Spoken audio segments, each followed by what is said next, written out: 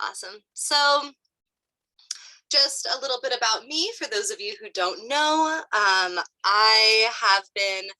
My name is Alexandra.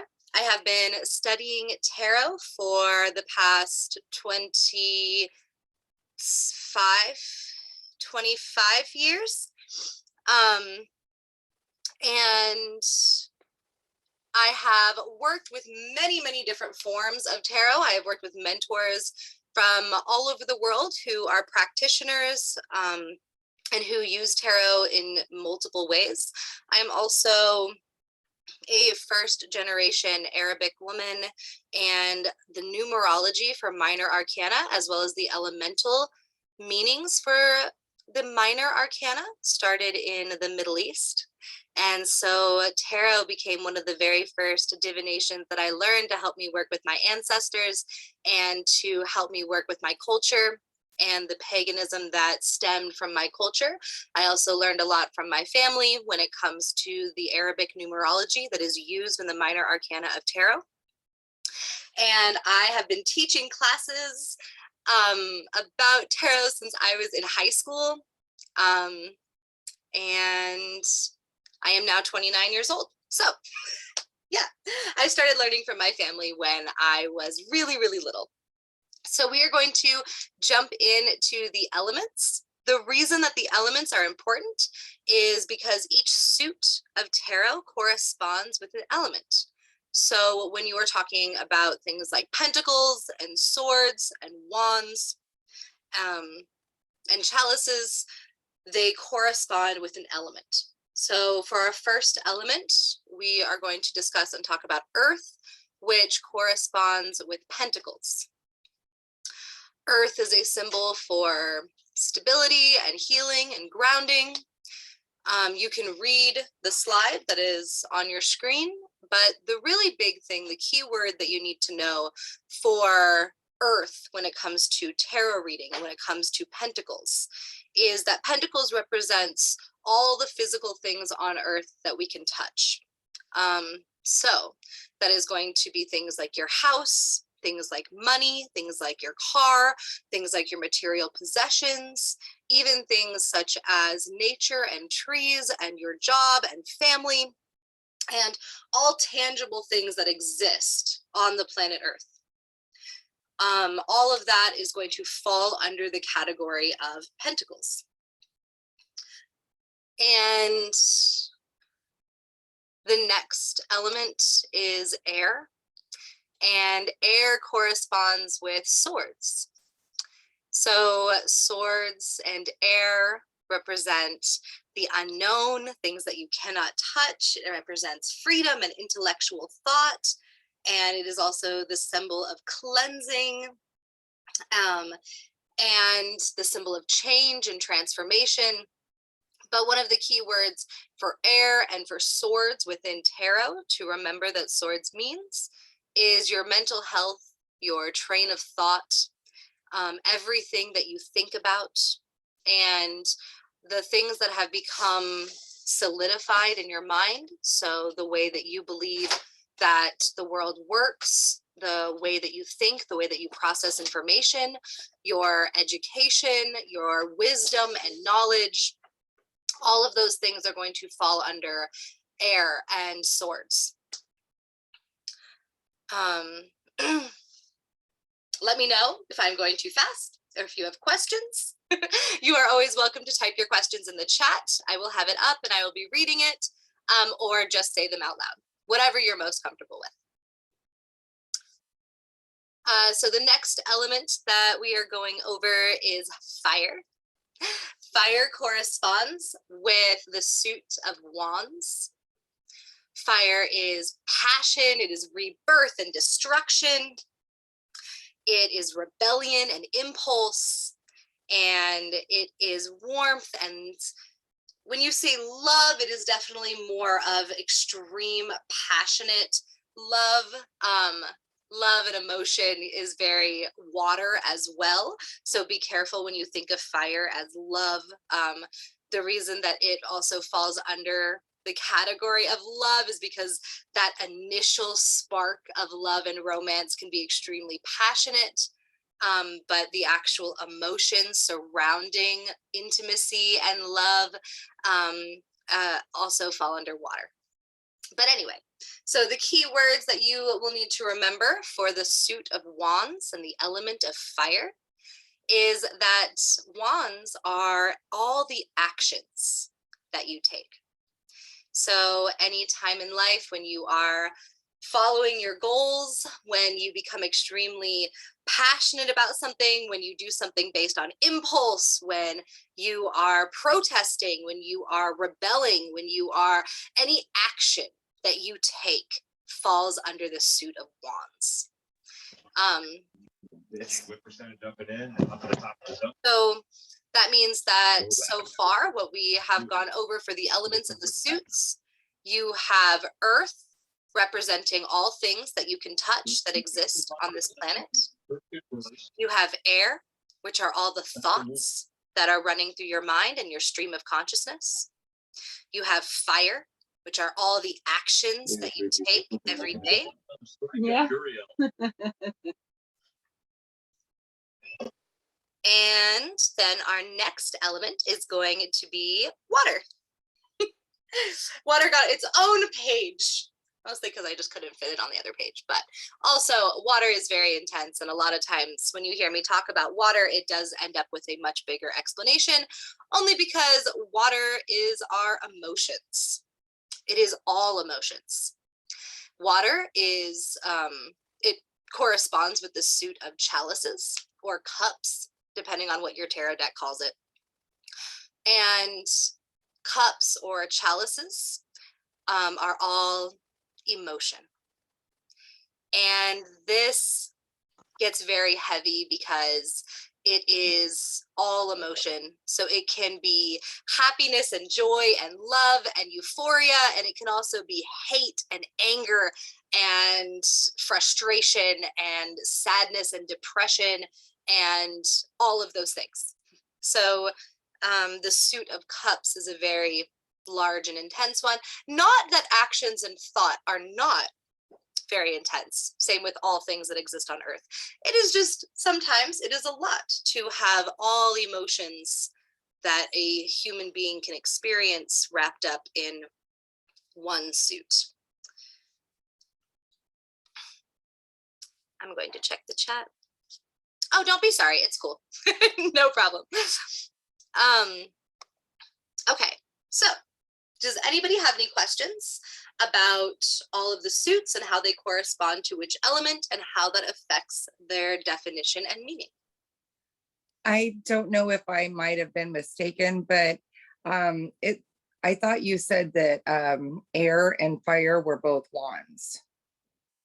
Oh, no. I'm so sorry. I might have misspoken. Totally. Okay. So no, air is swords and fire is wands. Okay, thank you. No problem.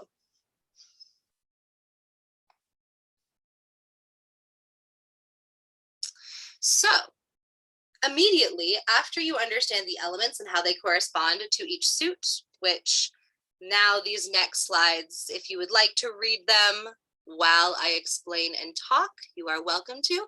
This is basically everything that I already said, but just explained in more detail.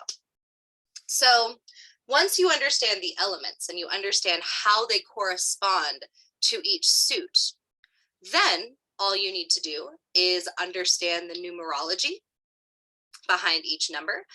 And now you can instantly read all of minor arcana. So let's say you had the 4 of Cups. Now you know that the 4 of Cups is completely based in emotion. And that card is only talking about your emotion. It's not talking about your job or your school or your car or your rebellion or your impulse or your thoughts. It is strictly and only talking about your emotion.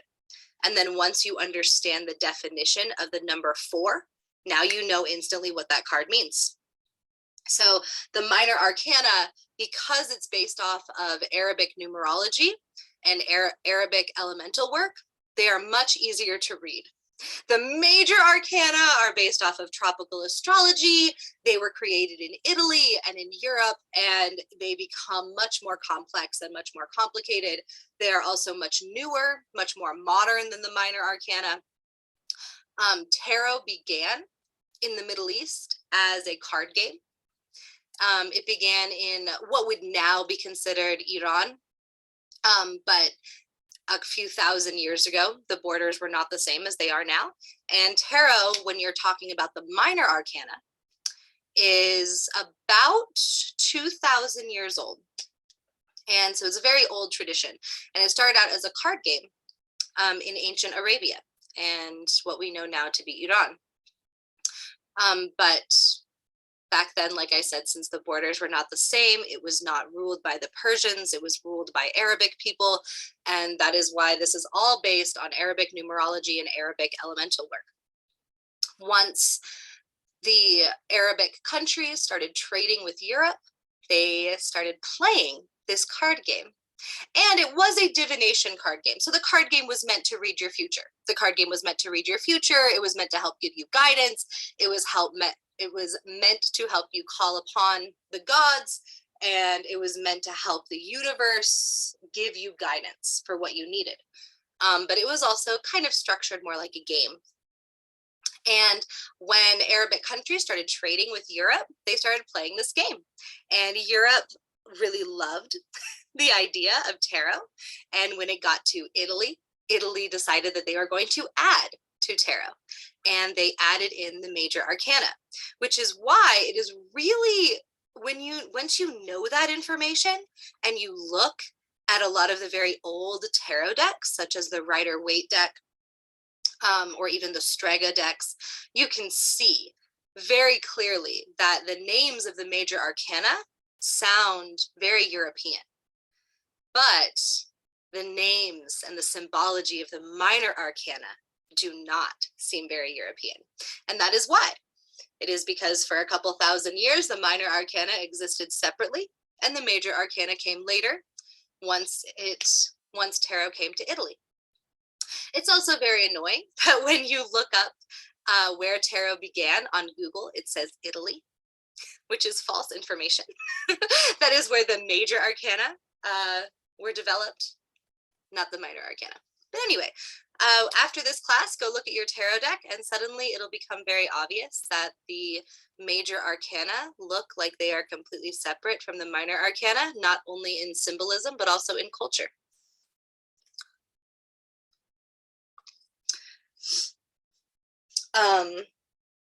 So I'm going to give you guys a minute to read through the definitions of each one of these suits. Remember that they correspond with the element. So previously, you just read through Pentacles, which is corresponds with the element of Earth. Next, you are reading through Wands, which corresponds with the element of Fire.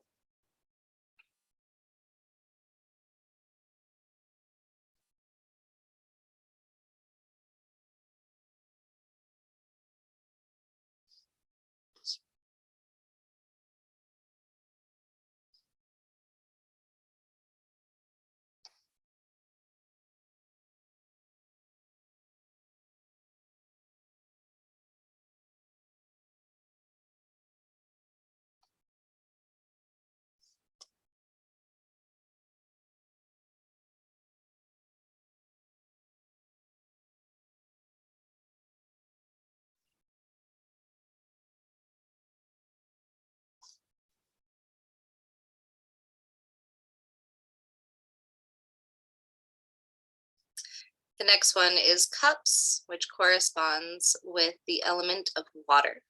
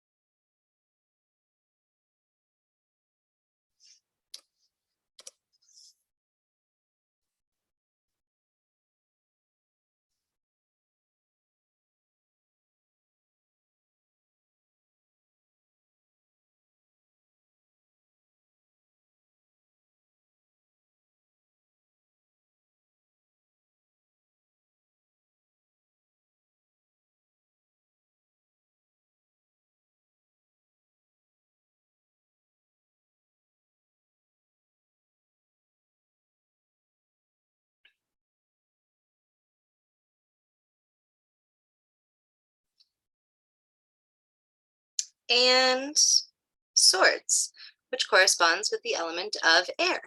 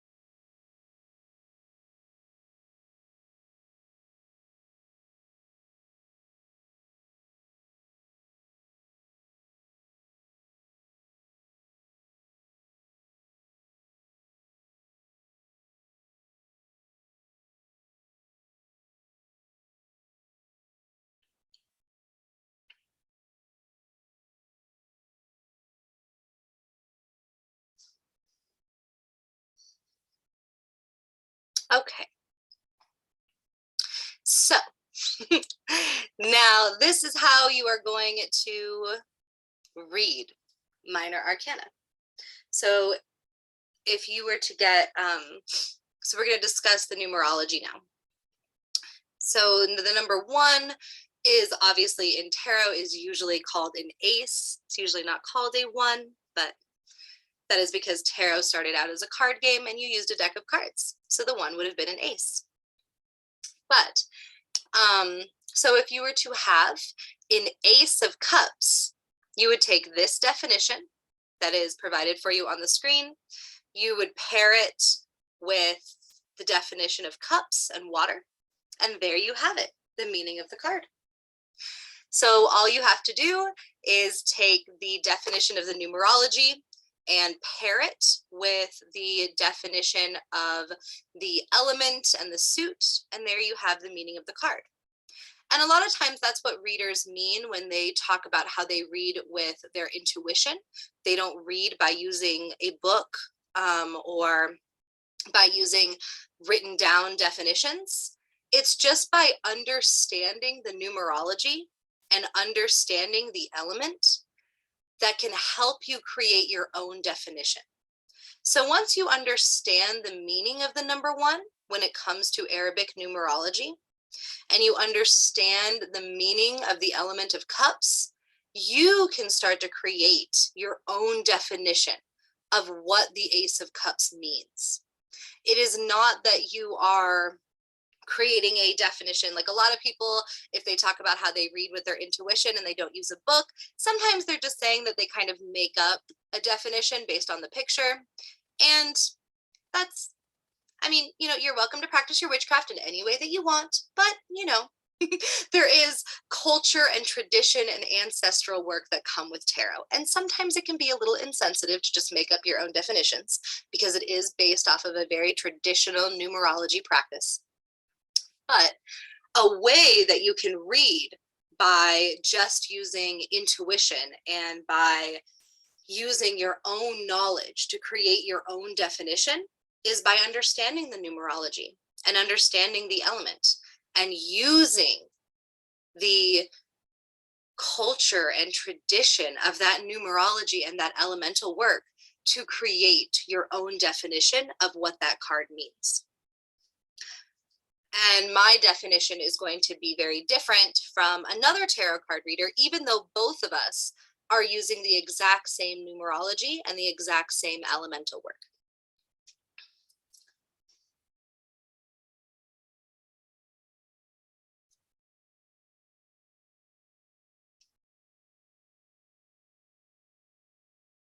So for example, if you have an Ace of Pentacles, it might represent the beginning of a new job. And if it's right side up, then you're probably going to get the job. You're probably going to enjoy the job. It's going to be a good fit. You're going to love it. It's going to be fun. You're going to enjoy your coworkers. You're going to enjoy the environment. The pay is going to be nice. If the card is upside down, it might be the beginning of a new job that you are not going to like, or you aren't going to get the job, or you are not going to be paid enough. The benefits aren't going to be very good. Your coworkers and manager aren't going to be very nice. Or you might be buying a new car or buying a new house. It is the start of something brand new that has to do with physical things that exist that are tangible in this world. And usually, it's usually it's not going to be, even though like a tree is a tangible thing, it's probably not talking about like a brand new tree that's growing, unless the person that you are giving a reading to, let's say they just planted a brand new willow tree in their backyard and they're super excited about it and it's a big part of their life, then it might be about the brand new willow tree. It all depends on the person that you're reading and what's going on in their life. It depends on the question that they asked. So, yes, the Ace of Pentacles is going to be something, a new adventure that someone is starting that has to do with tangible things.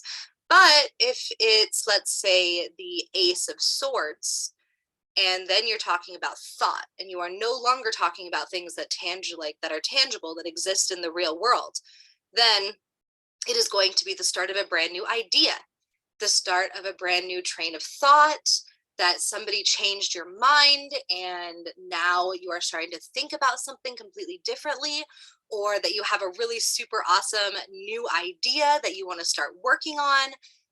It is going to be the beginning of a new thought.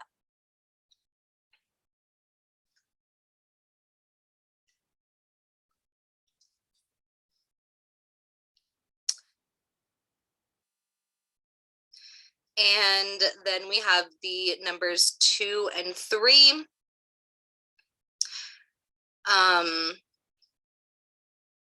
And a lot of times too, when you get a deck that is very, like, you can tell that it was created and made by somebody who understands the definition of the cards, you can really start to see the definition of the numerology within the art of the card.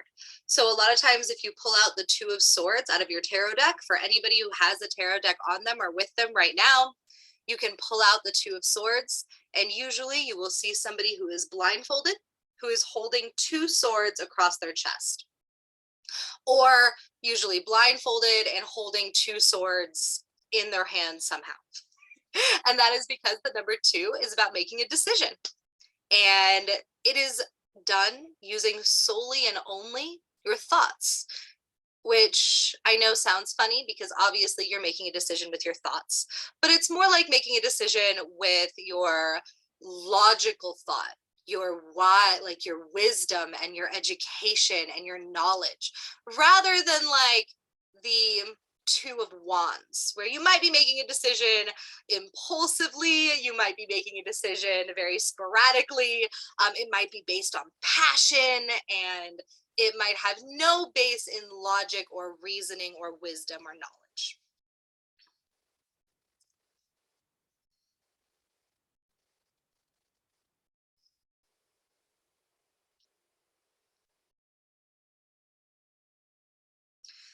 As you are reading through these, please let me know if you have any questions. I know we are going a little bit fast. I have a class that is completely dedicated to only the minor arcana, where we do not go this fast, where I go much slower, but I really want to be able to spend a good chunk of the class on major arcana. So I'm trying to just give a refresher on minor arcana. So please, yeah, let me know if you have any questions, or you feel free to tell me to slow down.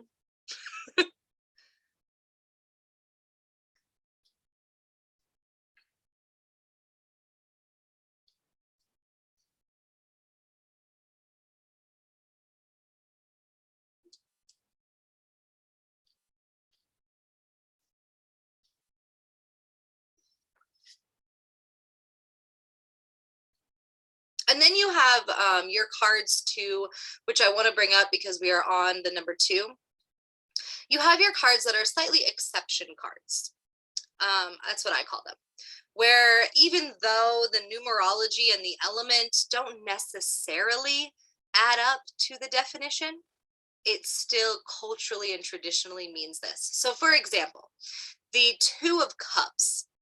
The Two of Cups is traditionally and culturally known as the love card. It is the card where you are falling in love, and it is extremely emotional love. It isn't like passionate, impulsive love. It is like really deep, emotional, stable love. And that doesn't add up to making a decision.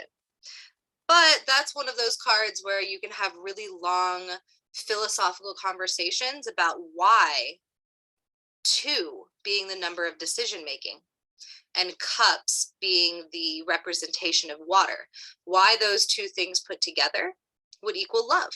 And there are a lot of beautiful philosophical conversations about why the Two of Cups means love. But yes, so the Two of Cups is the love card, even though its numerology means decision making and its element means emotions. You have made a decision with your emotions to fall in love.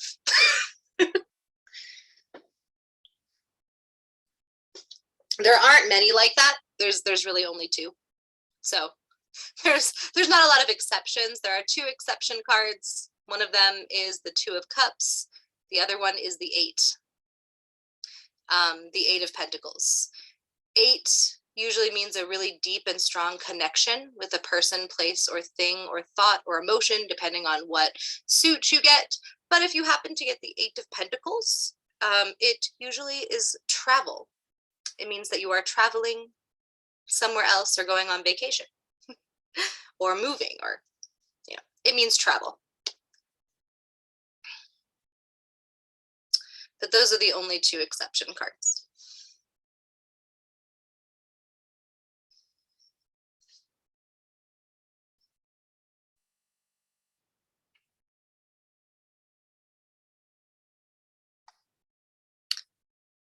And I will let you guys read through number 4.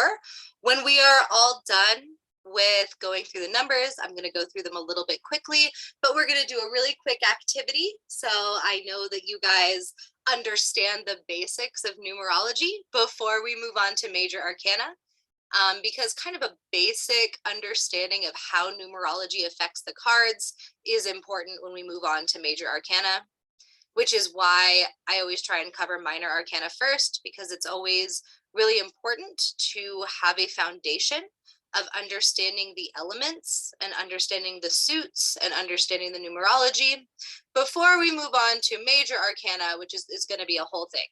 It's fun. It's super awesome. Love major arcana, but it's definitely like a whole thing. We're going to be learning about the planets and tropical astrology and a bunch of different forms of artistic symbology and European symbology. It's really cool, but having a basic understanding of numerology and elemental work is important before we jump in to that.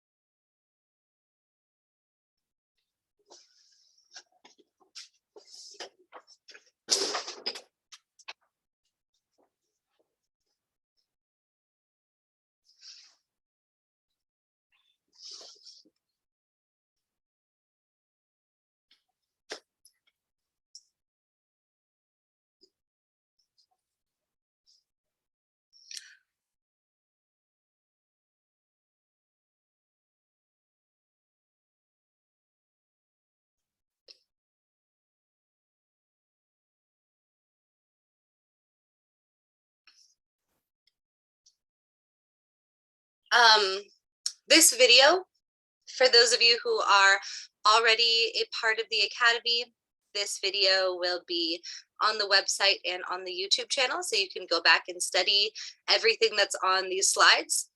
Also, I probably should have done this beforehand. On the DiviNation website, I'm going to put the website in the chat box right now, so you guys can all go to the website if you would like to. So there's that's the website. Feel free to copy and paste it into your browser. If you go to the website and you go to study guides and you scroll down to tarot, this exact presentation, this whole slideshow is already there. It's under, I'm pretty sure it's listed under minor arcana tarot presentation or just tarot presentation. It is something presentation. And this entire slideshow and the whole presentation is right there, so you can follow along or take notes on your own time, just in case I am going too fast.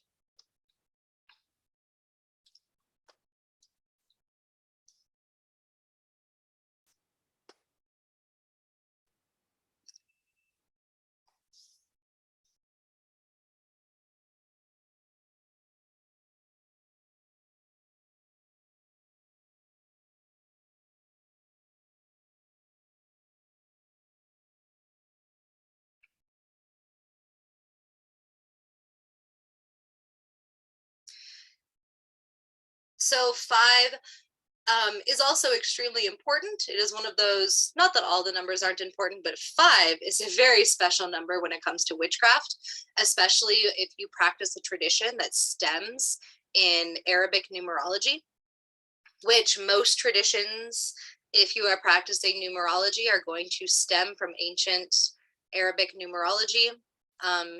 Because ancient Arabia is one of the very first places where numerology was practiced, along with North Africa.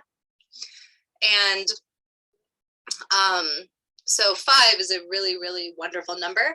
If you would like to use the numerology that you learned today in your practice outside of tarot, if you practice witchcraft outside of tarot, you can use numerology in all of your practice. So let's say you are working really hard to make a decision, and you are trying really, really hard to make that decision using logic and reasoning, and you are trying to make sure that you make the correct decision. Making a lot of sigils using the number 2 can be a great way to use numerology in your witchcraft practice that is very simple and very straightforward. Or the number 5, which is the symbol for chaos. If you feel as though you are going through a lot of chaos in your life, using the number 5 to help yourself embrace that chaos and use it to help inspire yourself, use it to help deal with the overwhelming chaos, to help deal with the fact that you feel overworked, that you have the inability to relax, that you are spreading yourself too thin. A lot of times, extreme chaos means that you are working really hard towards something, or that you are really passionate about something. You know, if you have just started college, if you've just started a new job, if you've just had kids, if you are trying to follow your dreams and goals and aspirations, a lot of times there is that moment of chaos. And to help yourself embrace that chaos and use it to help accomplish all of your goals, using the number 5 as a sigil is a beautiful way to do that. Just drawing the number 5 on everything as you do your witchcraft and your practice. 5 can be an amazing sigil to help yourself deal with chaos.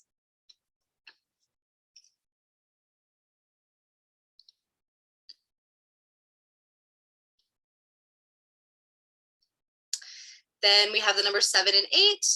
8 is, like I was talking about, it does include one of those exception cards, which to me, it's not as much of an exception card as the number 2, like the 2 of Cups being the love card, just because 8 is a really strong connection, like I said, to a person, a place, a thing, or an idea that is heavily rooted in your emotions, actions, thoughts, or earthly possessions. So 8 can be like an extremely strong connection to something that is tangible, that exists in the world. Like if you get the 8 of Pentacles, it can be that you have a really strong connection with your family, a really strong connection with your kids, a really strong connection with the country that you live in, or with with a teddy bear, like anything that tangibly exists in the world, you can have a strong connection with that. So 8 can mean that. But if you look at the rest of the spread, and it like really starts to look like they're going on a trip, and then you pull the 8 of Pentacles, it is probably a representation of them physically traveling to a place, which makes sense. You just have a connection to that place because you're traveling there.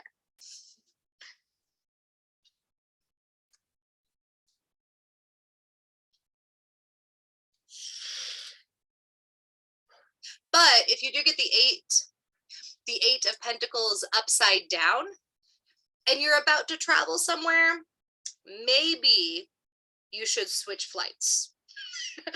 Maybe you should reschedule for a week from now. The upside down 8 of Pentacles, if you are planning on traveling, is definitely a card that the travel might not go well.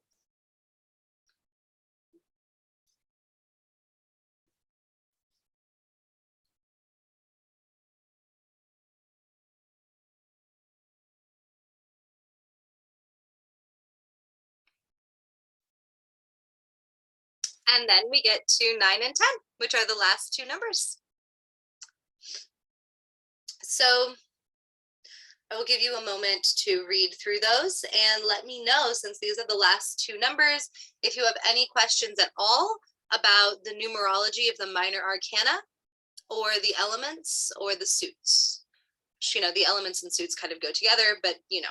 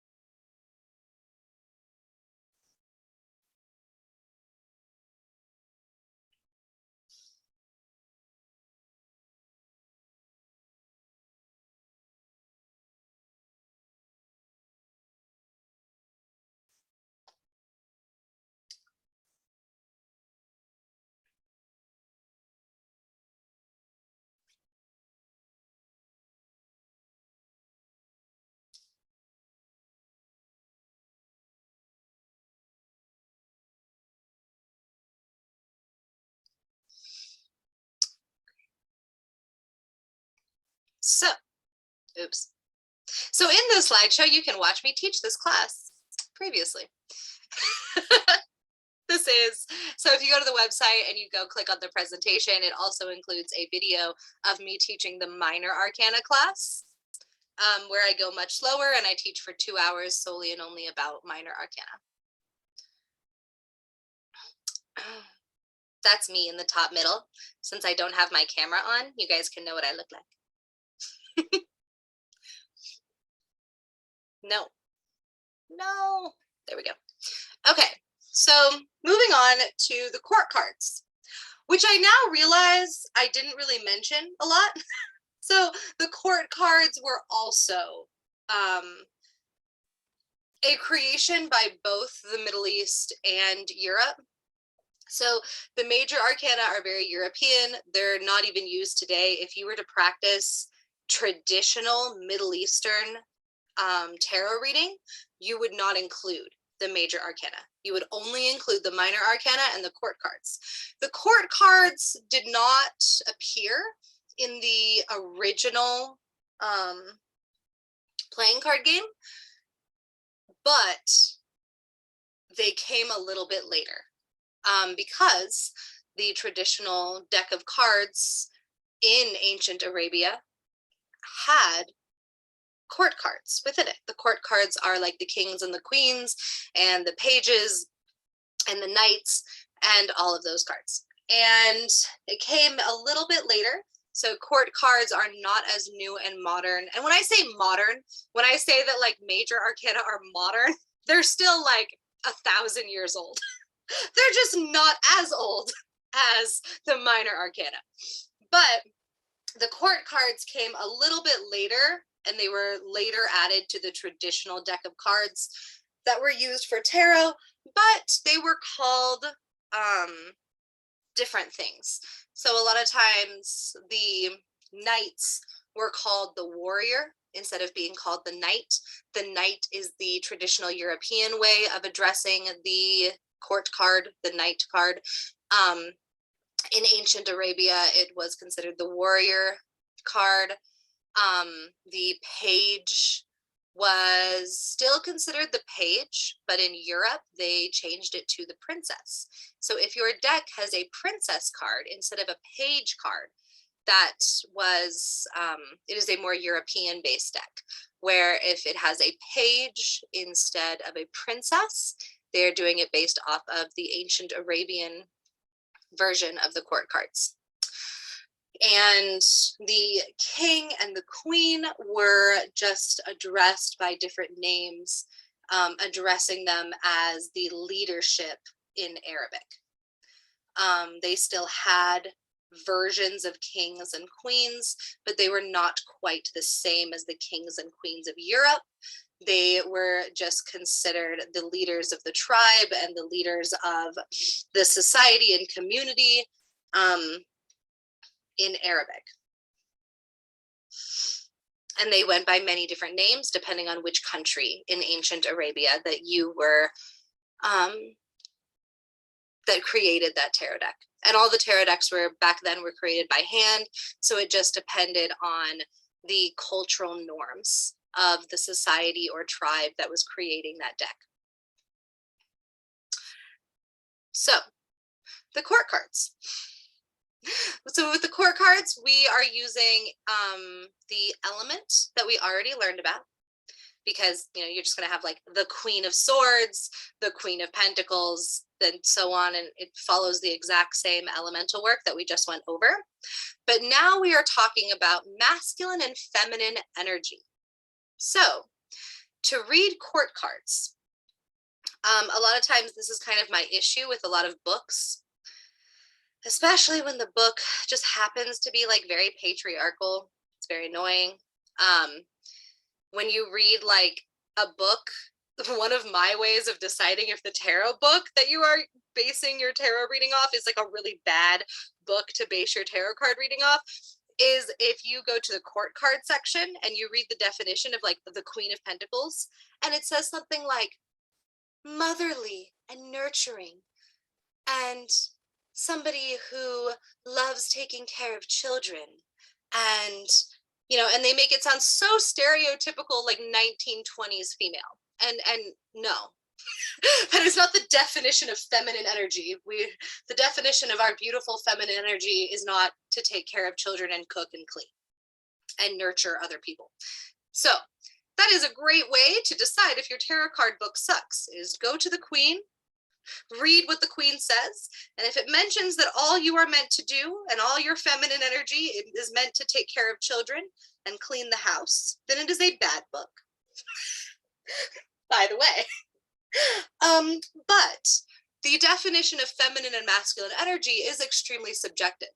So you get to decide as the reader, as somebody who is spending time gaining wisdom and knowledge about what feminine and masculine energy means, and understanding that the nuances behind feminine and masculine energy are going to change frequently throughout time.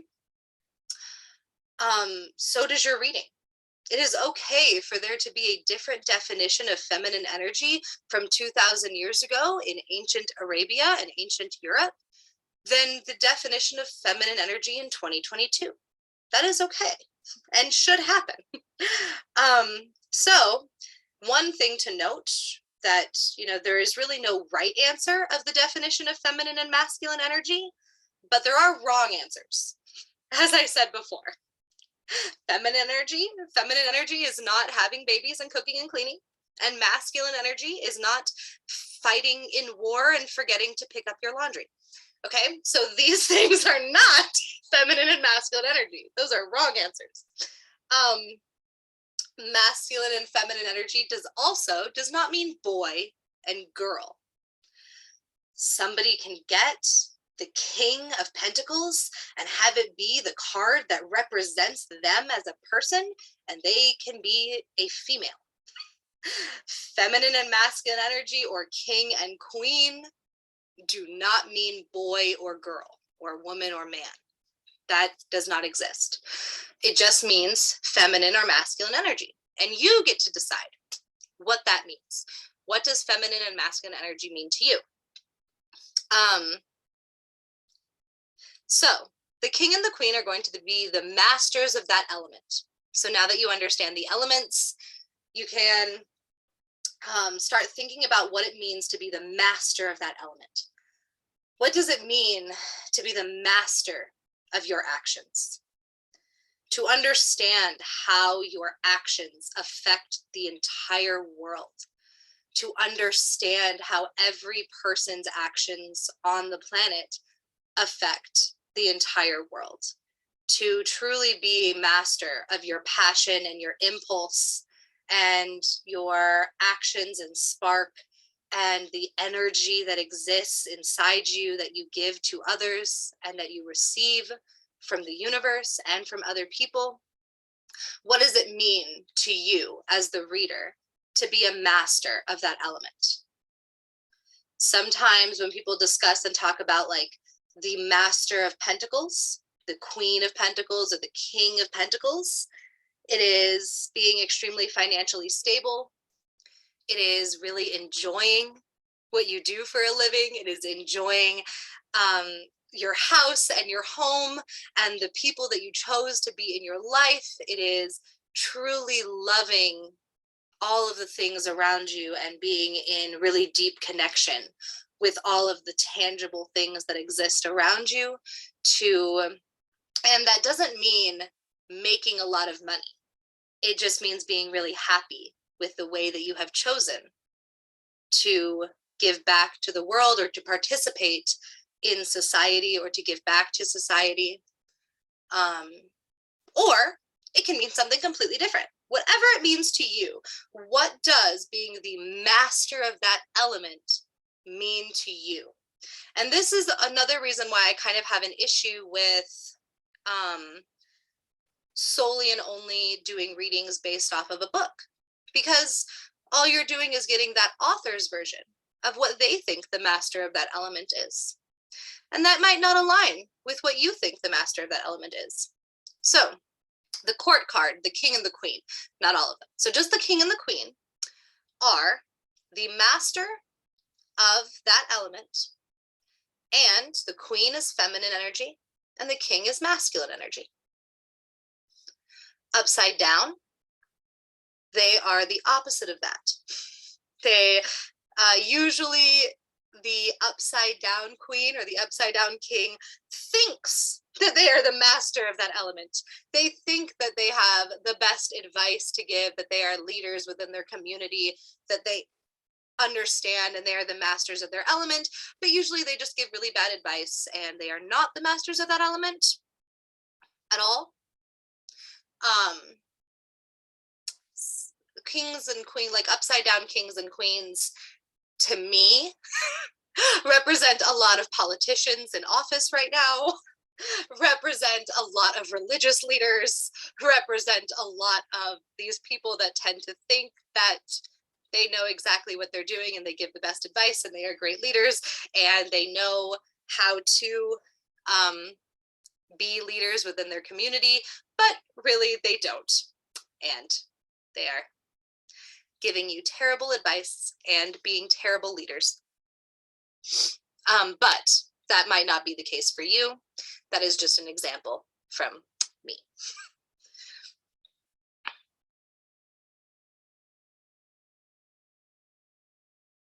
So this gives you keywords for the court cards.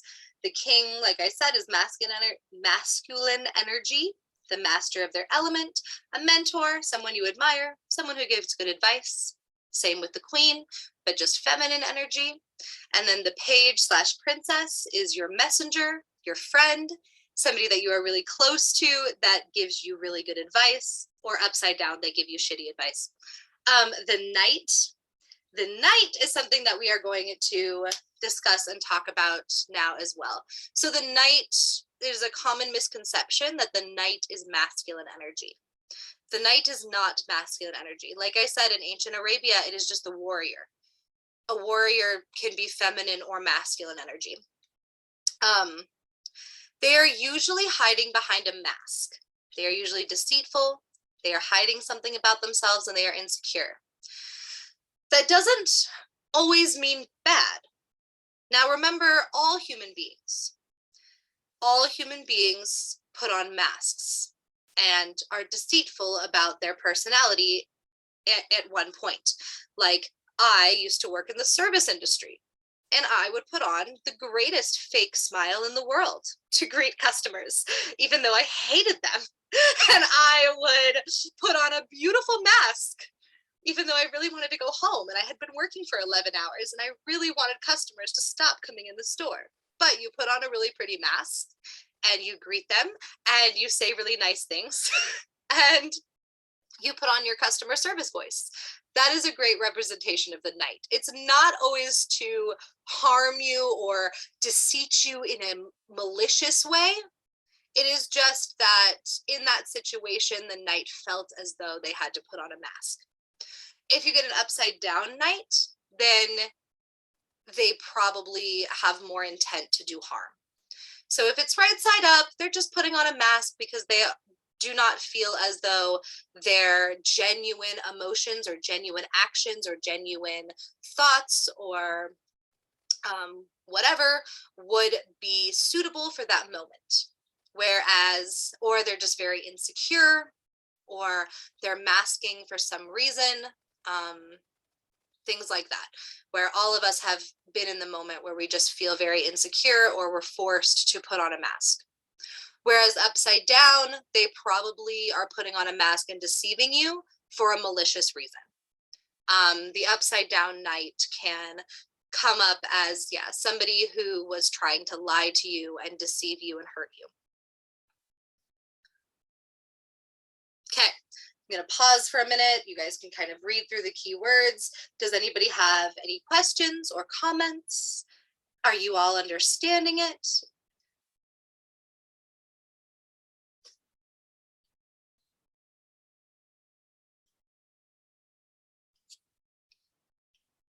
Did you like my examples?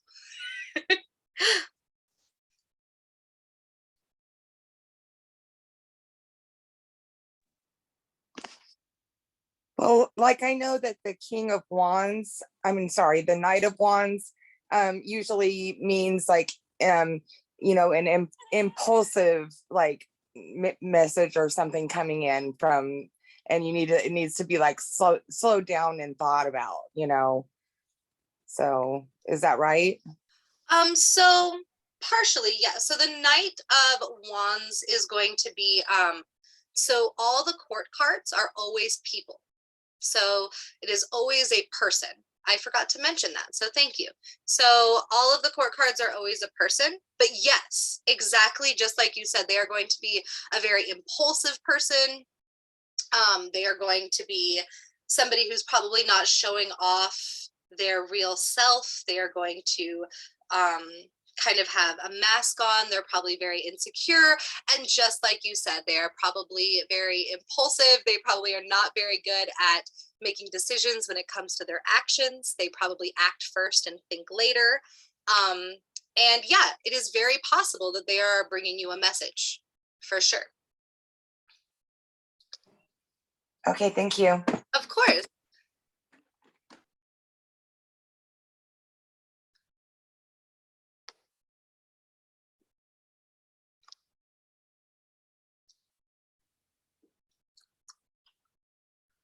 Okay. Oh, and thank you, Jacqueline. I'm glad.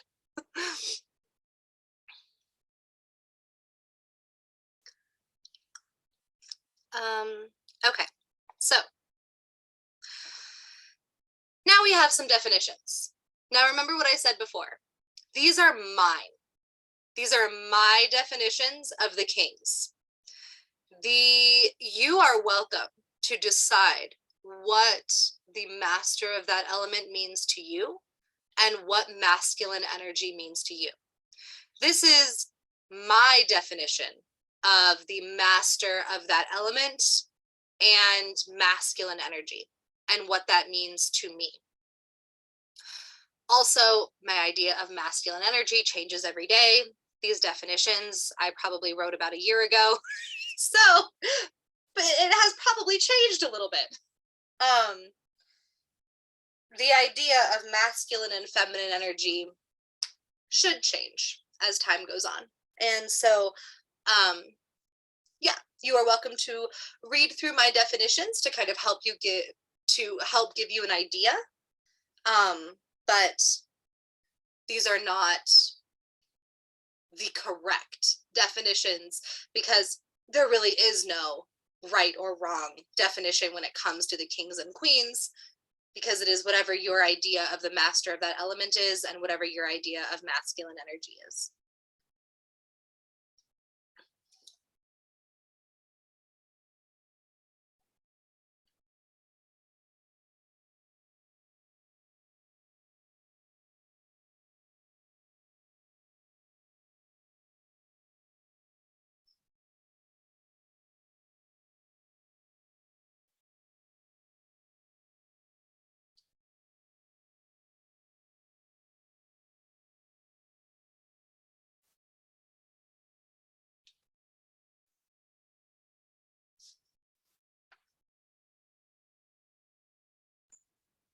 Why are both of these people me?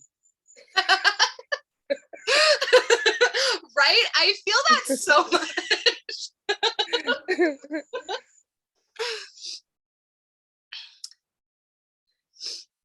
The major arcana card that we're about to go over first, right after we finish this, is such a representation of me. I'm excited to see which of you feel as though it's a representation of you.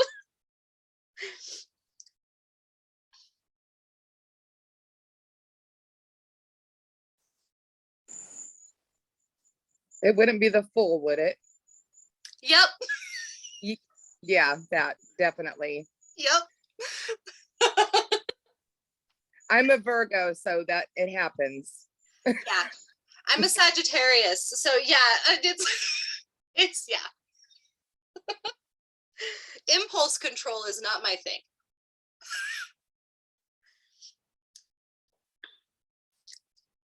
I am definitely not the Queen of Wands. I have not figured out how to master my actions. My actions just happen and I think later, you know? Yeah.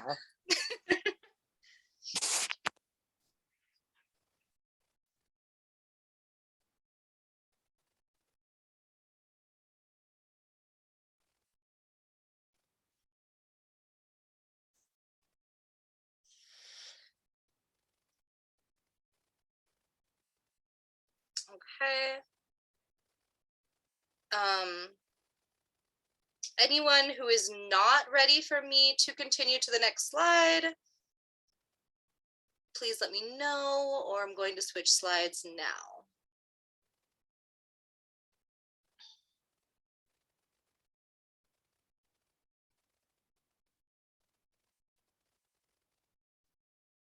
Okay. The King of Wands, also not me.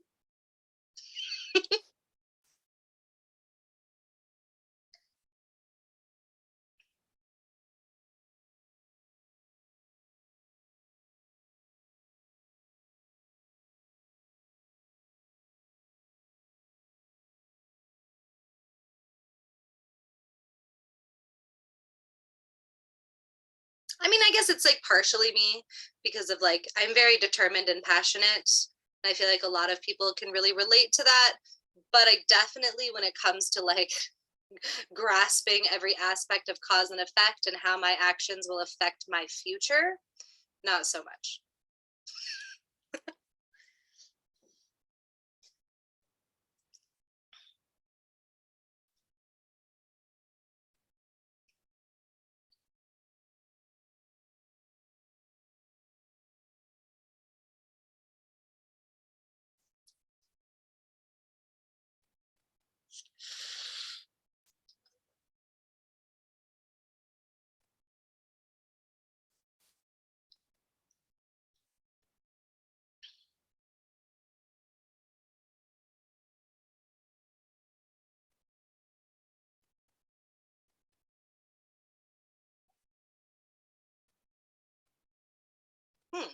Even though I wrote these definitions like a year ago, reading through them now, I still I stand by these definitions. These are pretty good.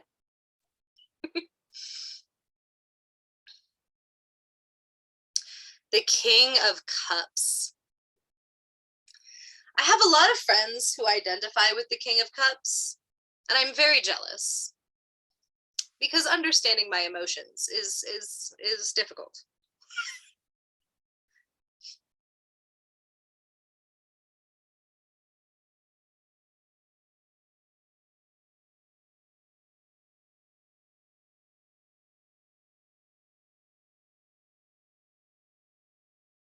The King of Cups is an empath.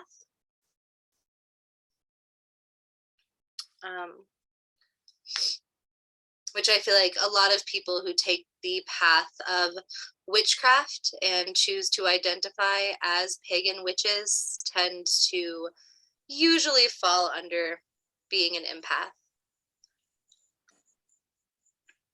It has its benefits and its detriments. It does. It definitely does.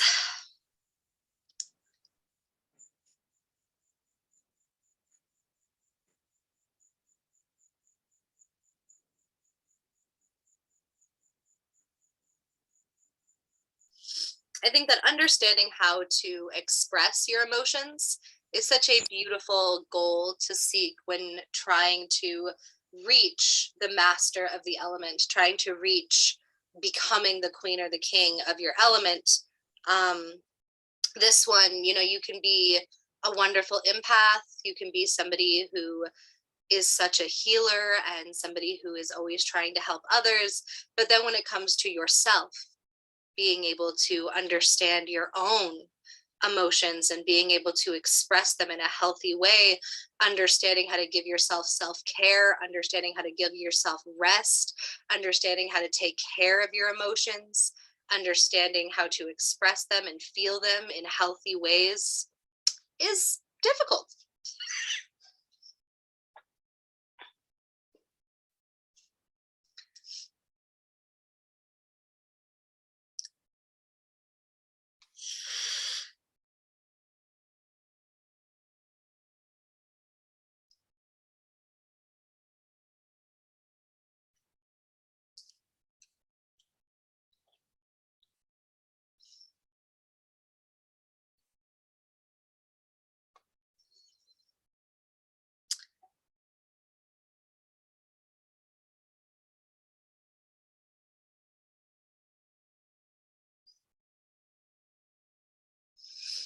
Okay, so now we have the queens. And so here, when you read these definitions, I want you to really notice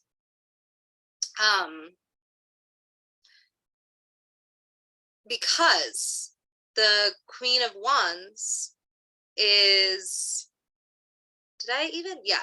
So the Queen of Wands is the exact same element. They are both masters of their craft. They are both masters of their element. The only difference is going to be the masculine and feminine energy. So try and see with the definition that I wrote where the difference comes when you talk about masculine and feminine energy, and what the difference between the two energies are.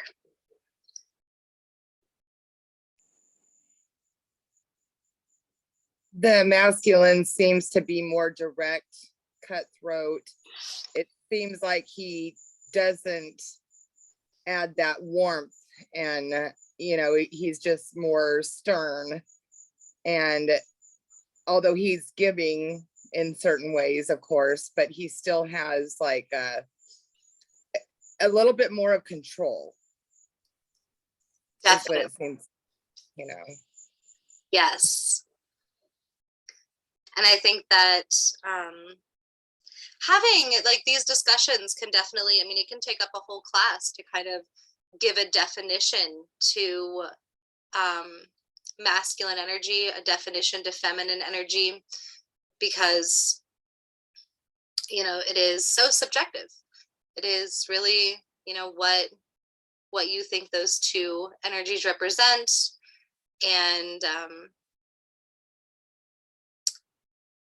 yeah.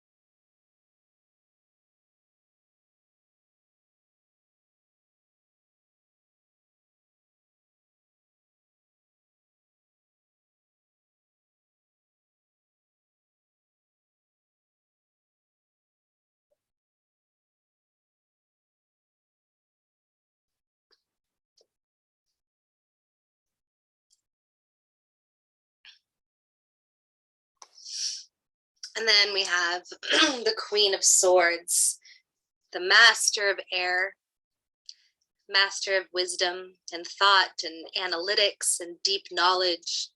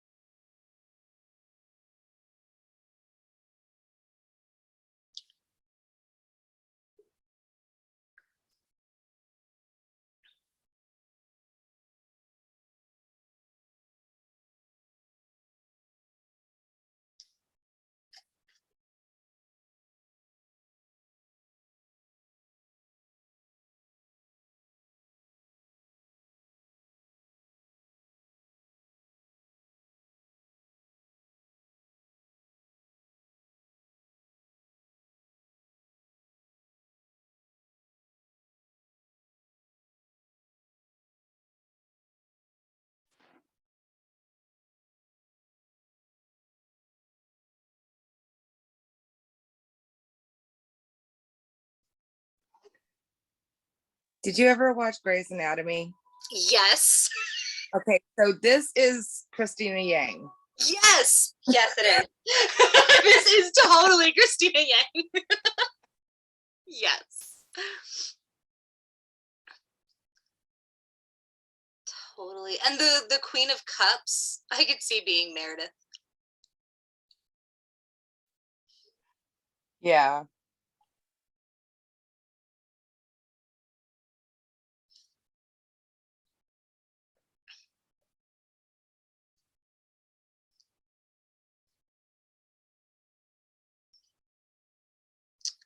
Okay. And then we have the Queen of Cups. So she is going to be feminine energy and the master of emotion and water, which, you know, emotion and water are going to be the same thing in tarot, but just remembering that those are the corresponding element with the suit.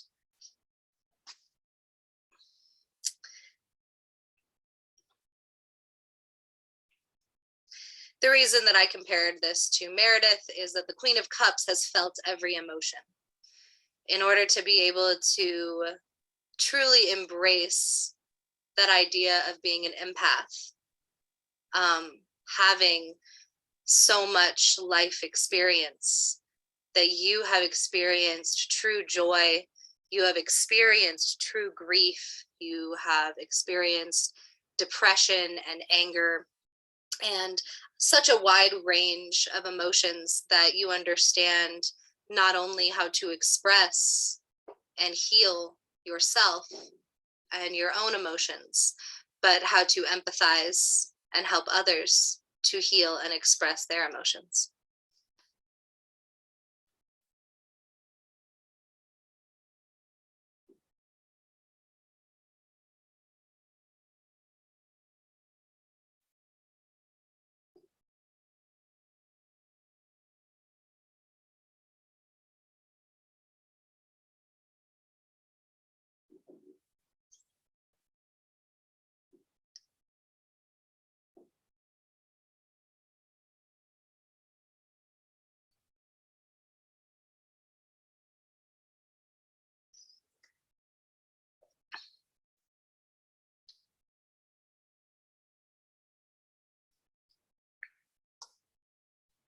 Looks like I made a couple typos in this one. I'm gonna have to fix that.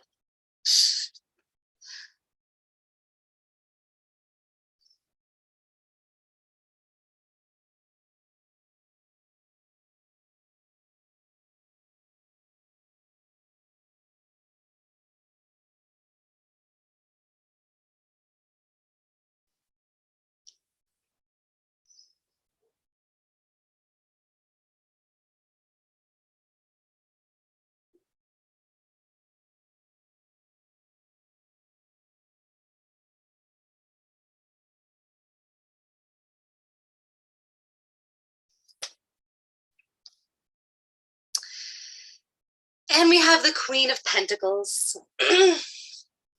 So the Queen of Pentacles, usually within the culture and tradition of tarot, is a representation of fertility. That does not mean that the person that you are giving a reading to is pregnant. Fertility has a very wide range of definition. But the symbolism behind fertility, the symbolism of what it means both in being pregnant and also the wide scope of what fertility means outside of pregnancy, is a very deep, traditional, old meaning for the Queen of Pentacles, and still used today very highly. When you get a tarot card reading, if the right side up Queen of Pentacles comes up, the tarot card reader will usually start talking about fertility.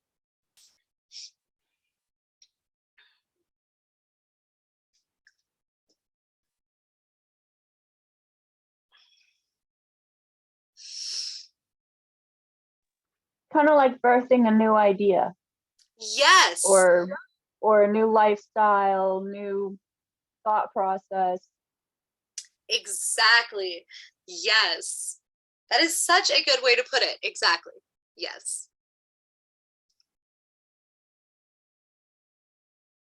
Also, I wonder if it'll let me, because I need to edit this right now, because that is not what I meant to write.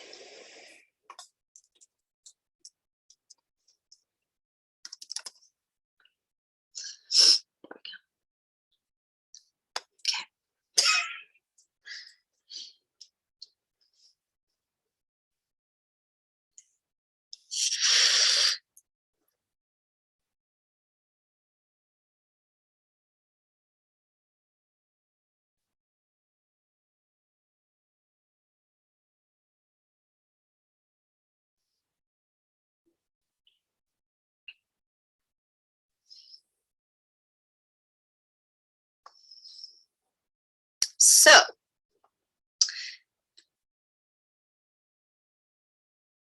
oh, cool. That's actually it for this one. Okay.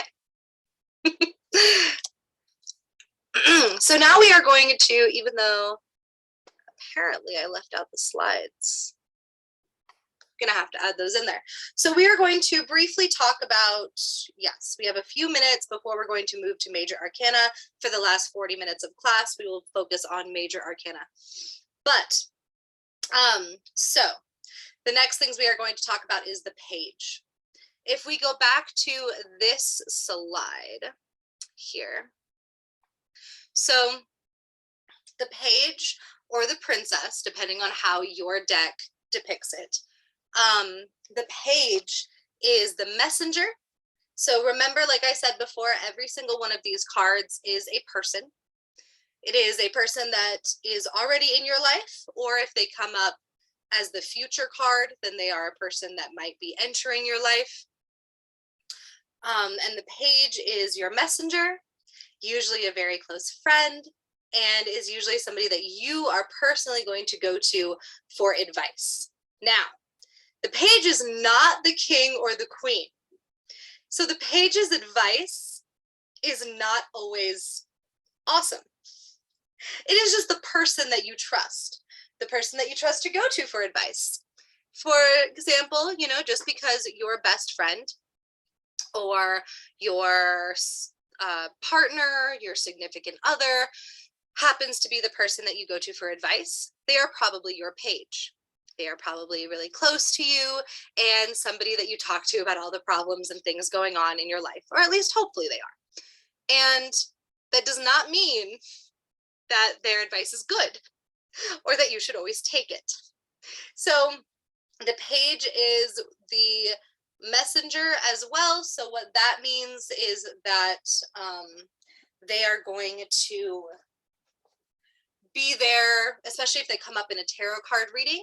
They are bringing you some sort of message, or they are bringing you input, they are bringing you advice, they are enlightening you about a situation. Or if, like, the Page of Swords is probably helping you to think about a situation in a new way or in a different way. They are bringing you wisdom, they are bringing you logic, they are bringing you education and knowledge.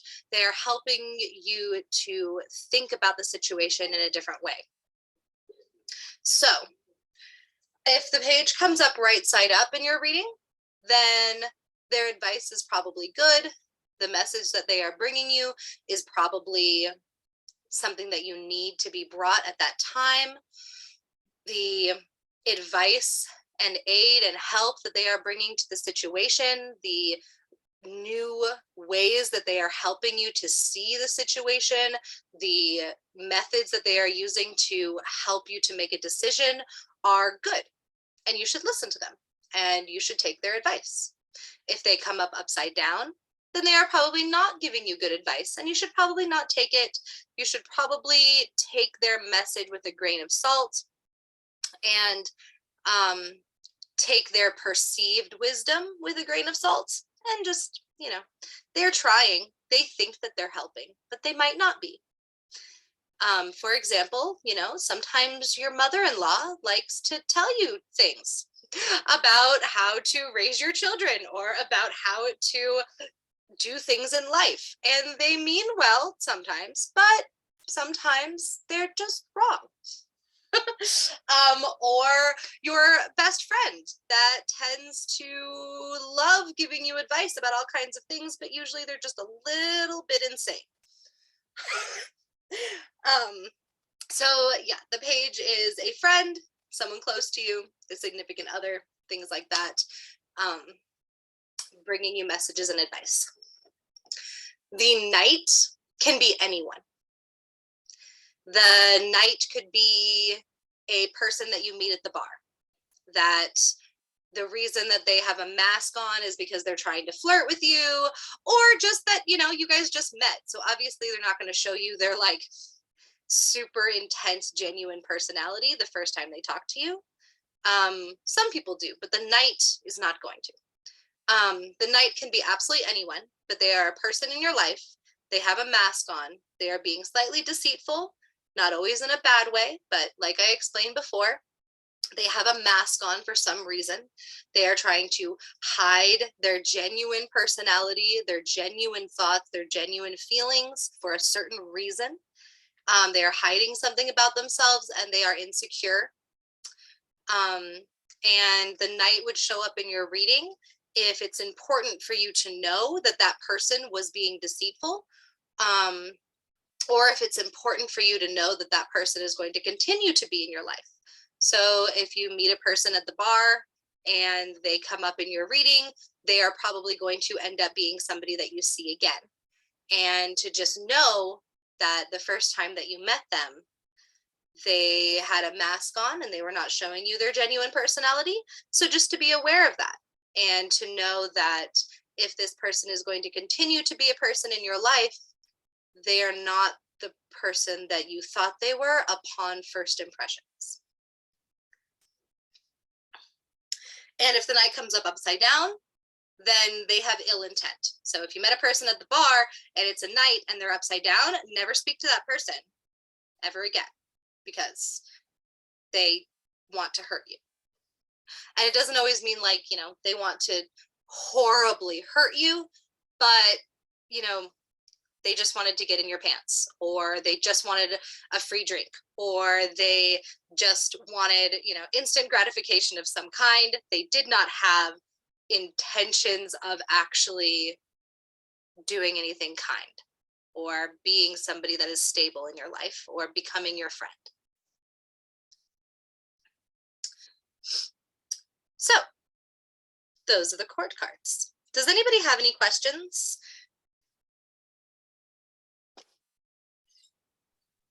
None here. Awesome.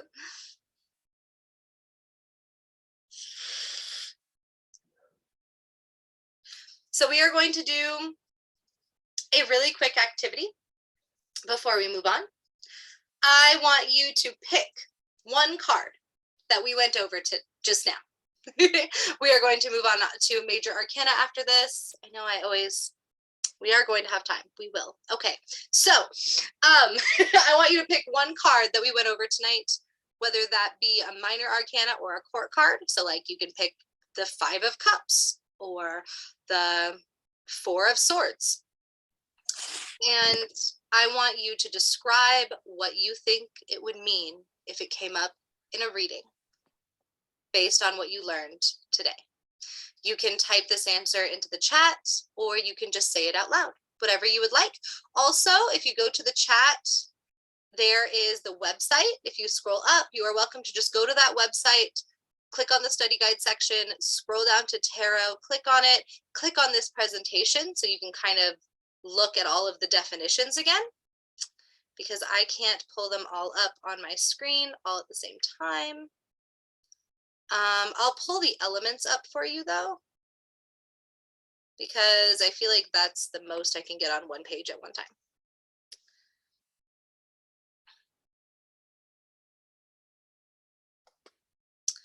And once everybody has started, I'll give you like, let's see. We'll say I'll give you like 5 minutes so everybody can kind of pick a card, start coming up with your answer.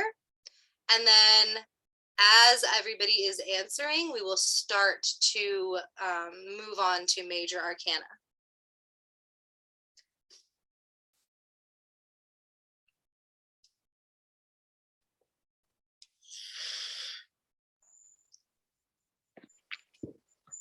I feel like the 4 of Wands, no, sorry, the 4 of Swords. It's basically like where you have got to a certain point, and to me, it kind of means like almost being forced to take a rest. Like you need to take a pause, take a rest, slow down. And I get that a lot when people read me. And because I'm just always on the go, I'm like the breadwinner, I can't stop, you know, kind of thing. And I feel that, you know, when I get that, or when I pull that for anybody, I just feel like it's just them telling them to pause, you know, take a rest, take care of themselves a little bit before they go on, because then they're going to get, you know, that 5. They're about to hit that 5. So, you know, that's going to be that chaos, and it's coming up. So you need to get yourself prepared for that. Yes, that is a brilliant definition. I love it. Yes, that was awesome. Thank you so much for sharing that. You're welcome.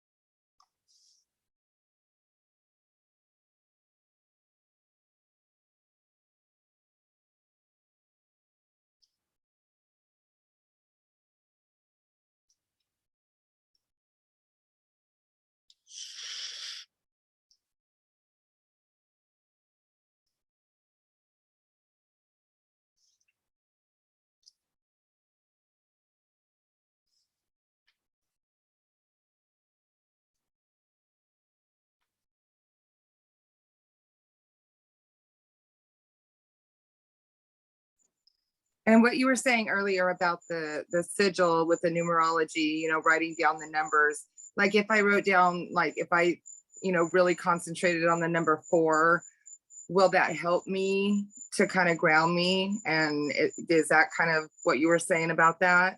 Yes, exactly. Yep. Something that I really like to do is if you get a new plant, if you're somebody who likes to buy plants and like house plants and stuff, is to draw the number 4 on the pot that you get the plant in.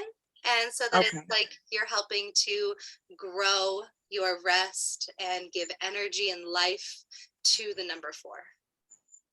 Awesome. Thank you. Of course.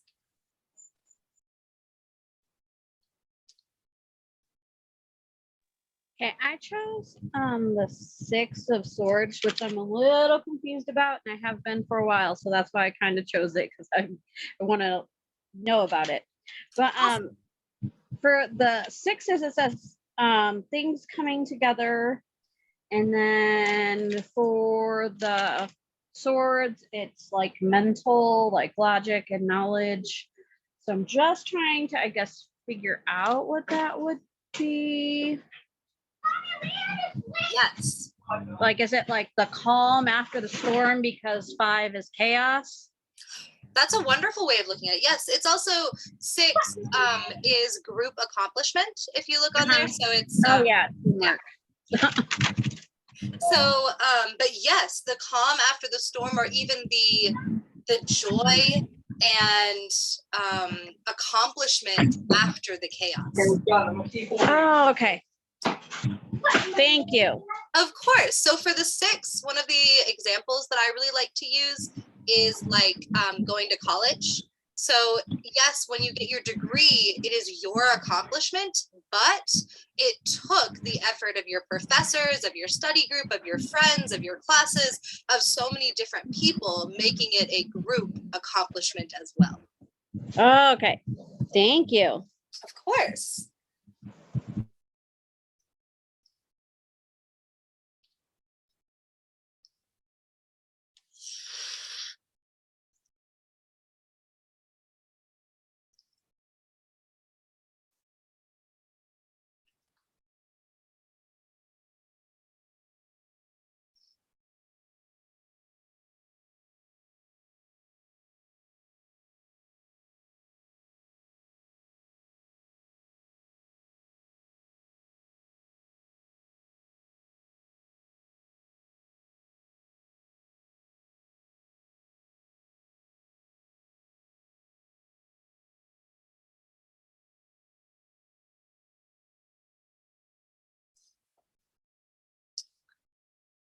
Okay, so for Jacqueline and Katrina, for your answers, unless you want to do it right now, I don't want you to feel rushed though. So for your answers, if you want to put them into the chat, that would be awesome.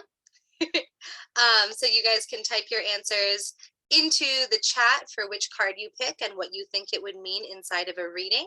And while you guys start to put your answers into the chat, I am going to start major arcana. Maybe. There we go. Okay.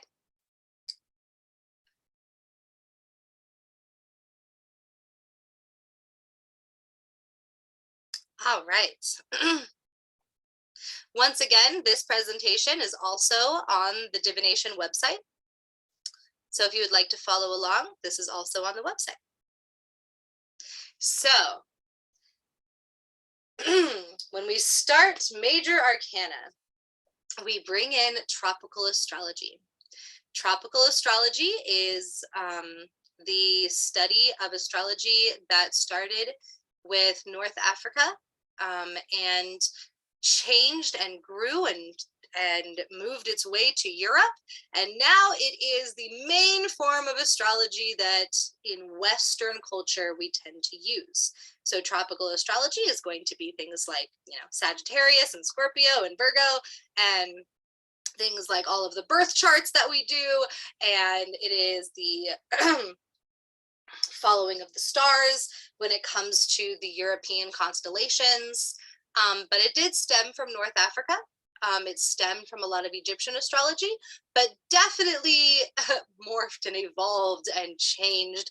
And no longer is it Egyptian astrology. It is its own thing, which is called tropical astrology. So major arcana are based off of the elements and tropical astrology. And so they are very complex. This is about to get so much more complex than court cards and minor arcana. But you can, the numerology, it's really great to understand because it does play a role, but it doesn't play as heavy as a role. You basically replace numerology with tropical astrology, but understanding and knowing that it stemmed from Arabic numerology is really important, which is why I like to teach that first, as well as the elements. Understanding that the elements play a huge role in major arcana is also very important. But so here you can see we have a chart that I gave everybody that shows you what element every sign falls under. So under fire, we have Aries, Leo, and Sagittarius. And now that you understand how those elements relate to each suit in tarot, that is also going to play a very important role. So Aries, Leo, and Sagittarius are all very based on wands. So if you are somebody who is a fire sign, you are going to correspond with the suit of wands. So you are going to be very focused on action. You are probably going to be very impulsive, extremely passionate. You are probably always going to be doing absolutely everything. You probably burn out really fast. You probably act first and think later when you're not focused. And so a lot of your personality traits are going to correspond with the suit of wands. Earth, if you are a Taurus, a Virgo, or a Capricorn, then a lot of your personality traits are going to correspond with pentacles. You are probably very down to earth. You are probably somebody who is very focused on the worldly things, things that exist, things that are part of this world. So things that might be very important to you are going to be things like family. They are going to be things like having a very safe home, things like having a very grounded and stable career, or even things like travel, or things like being very ambitious when it comes to your worldly goals. Always being somebody who really wants to complete 5 million things, but all of those things have nothing to do really with like emotion or thought. They probably have a lot to do with like community service work or volunteer work, or with career goals, or with starting up communities, or with building community. All Saving the earth. Yeah, exactly. Cleaning the earth, like all of those things, all very, very earthly things that are tangible, that exist on this planet. If you are air, then if you are a Gemini, a Libra, or an Aquarius, you are probably very focused on logic and reasoning and education and knowledge and wisdom. You probably love to read. You probably love to have very philosophical and analytical and conversations based on analytics.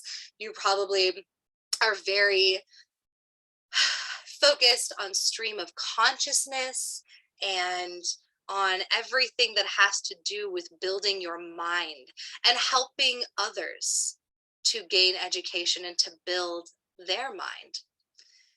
They are usually, especially Aquarius, they are very focused on, what would you call it? Like philosophical ideologies that are going to help save the world and that are going to help bring us all together. Whereas Virgo is probably very focused on the exact same thing, but they're going to do it here on planet Earth. Whereas Aquarius is going to do it up in their mind. And Aquarius are so fun. They are very fun people, but they are always in their head.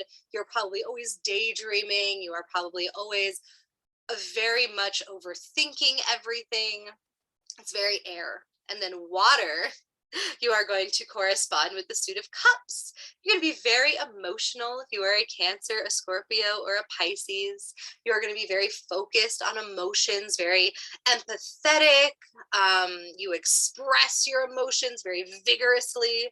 You are going to be somebody who, when you are angry, you are really, really angry. But when you are happy, you make every single person in the entire room happy. And somebody who lives in their emotions. So a lot of times people who are water signs will strictly do things solely based to change and morph their emotions. You do things for happiness. You do things to create good emotions, or also, especially Scorpio, really enjoys self-sabotage sometimes. So you do things purposely to make yourself mad, which, these are all aspects that all of us do. Astrology is very much like that, but these signs are going to be that times 100. You are just going to do that more than somebody who, let's say, was an air sign. Oh, cool. So Jacqueline answered the guiding question, the activity from Minor Arcana.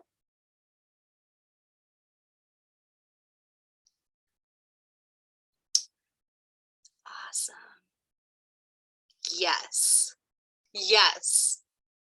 Yes. Exactly, Jacqueline. Beautiful. That is such a gorgeous definition. Yes. Awesome. I love it. Wonderful. Thank you so much for that beautiful Thank definition. you. Yeah. Thank you as well.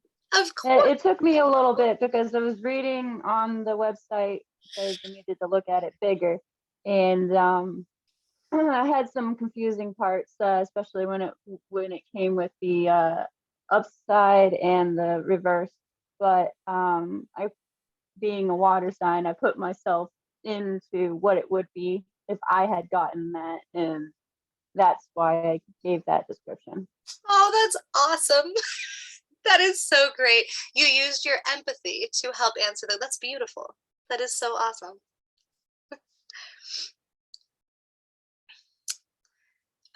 Okay, so now that we've kind of gone over all of the signs, those are going to play a big role in Major Arcana as we move forward. The Major Arcana and astrology. The Major Arcana cards are defined and interpreted based on their astrological association, element, and symbology. To truly understand the Major Arcana cards, you must understand their astrology. Their astrological association will help you to understand their element. So now we have the planets. So you have which planet rules over which sign. Mars is going to rule over Aries. Venus rules over Taurus. Mercury rules over Gemini. The moon rules over Cancer. The sun rules over Leo. Mercury rules over Virgo. So you will notice that they overlap. So like Mercury rules over both Gemini and Virgo. So if you read what's written on the screen, it says you will notice that some major arcana cards represent a planet and a zodiac sign. A major arcana card can represent both a planet and a zodiac symbol. It can also represent multiple zodiac signs or multiple planets, as well as the sun or the moon. To completely understand the card, you must understand its basic symbology, as well as its multiple astrological associations. For example, the magician symbolizes Mercury and Gemini, which means that it is represented by heavy air signs. But also, as the magician, it represents all of the elements. So if you are reading the magician, you have to remember that what you are reading is a card that is based on all of the elements, but heavily represented by Mercury and Gemini, making it more heavy in air than any of the other elements, even though the magician itself, its symbology, is all of the elements. This is where it gets tricky and complicated. So the Fool represents Aquarius, Uranus, and Aries, which means that astrologically it is represented by both fire and air, as well as the interpretations that go along with the symbology of the Fool. So let's jump into it. So we have the Fool. These are my favorite pictures of the Fool. I strongly identify with the Fool. When I started reading tarot, when I was about 5-6 years old, I had this amazing mentor who's actually one of our professors now, Rena Shesso, and she did this meditation where she finds your core card. She finds the card that represents you the most. And of course, as a child, I got the Fool, because most children will get the Fool as their core card. We will explain why in a minute. But then I started to realize that I did this meditation and I did this ritual again with Rena when I was about 11. I got the Fool again. I did it again when I was about 15. I got the Fool again. I did it again when I was about 27. Got the Fool again. And so I started to realize that the Fool might just represent me. It might not have been because I was a child. It might just be because that's kind of who I am. Yeah. So You take the leap. yes. Oh yes, I do. So Uranus, you can kind of, you can read through these, but we have Uranus, which is the planet of rebellion and adventure and change and revolution and risk and unpredictability. This is why I say I'm also very Wands. You can also see that Uranus definitely, so if you go backwards, so if we go back through this presentation and you go look at Uranus, and you can go see that Uranus is also, it rules over Aquarius. So you can also look here and realize that that's another reason why the Fool also represents Aquarius, is because Uranus is in there. But yes, so Uranus tends to be very focused on inventing new ideas, on being at the cutting edge of everything, wanting to understand the newest technology and wanting to be really interested in future events that are going to happen. They aren't very focused, like I said, when I was kind of describing my own personality. They're not really focused on, like I said, how my actions are going to affect the future, because all we think about is the future and not the past, which can be very difficult. So that is a very great representation of the Fool. As you can see in the pictures of the Fool, especially this one, the one on the far left, as well as the one in the middle, the Fool just walks The Fool just walks along, happy and excited and motivated and focused on the future, and is starting their journey and super excited about starting new journeys, and loves the feeling of getting to do new things and wanting to go off on new adventures, but they never really realize that there's a cliff right there. And so the Fool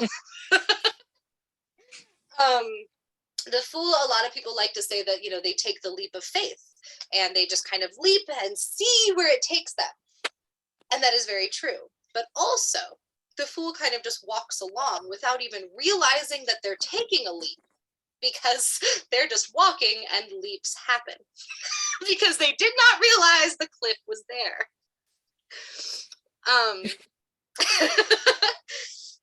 The Fool tends to always be super excited, always super happy, but a lot of times it's not that those are their genuine emotions. It's just like the Fool kind of feels like that's how they should act, therefore that's how they do act. They feel as though sadness or frustration or anger or emotions that are not happy might annoy the people around them. So that's why a lot of times too, the Fool is depicted as a teenager or a child, is because they haven't really mastered this idea of being able to genuinely feel and express and manage all of their emotions. And this is the beginning of the Wheel of Fortune, right? Yes. Because it's the beginning of the whole chain. Exactly. So a lot of times the Fool is also depicted as the very big, so if you look at the major arcana as a journey, the Fool is the one going on the journey and the one starting. That is why the Fool is 0. It is not 1, it is 0, because the Fool is always perpetually at the beginning of their journey. And they are the ones starting the journey through the major arcana cards. The Fool is very, very good at starting things, very, very good at starting new adventures, at being passionate and motivated and excited to start things. But then once those things start getting kind of hard, they decide to start something new.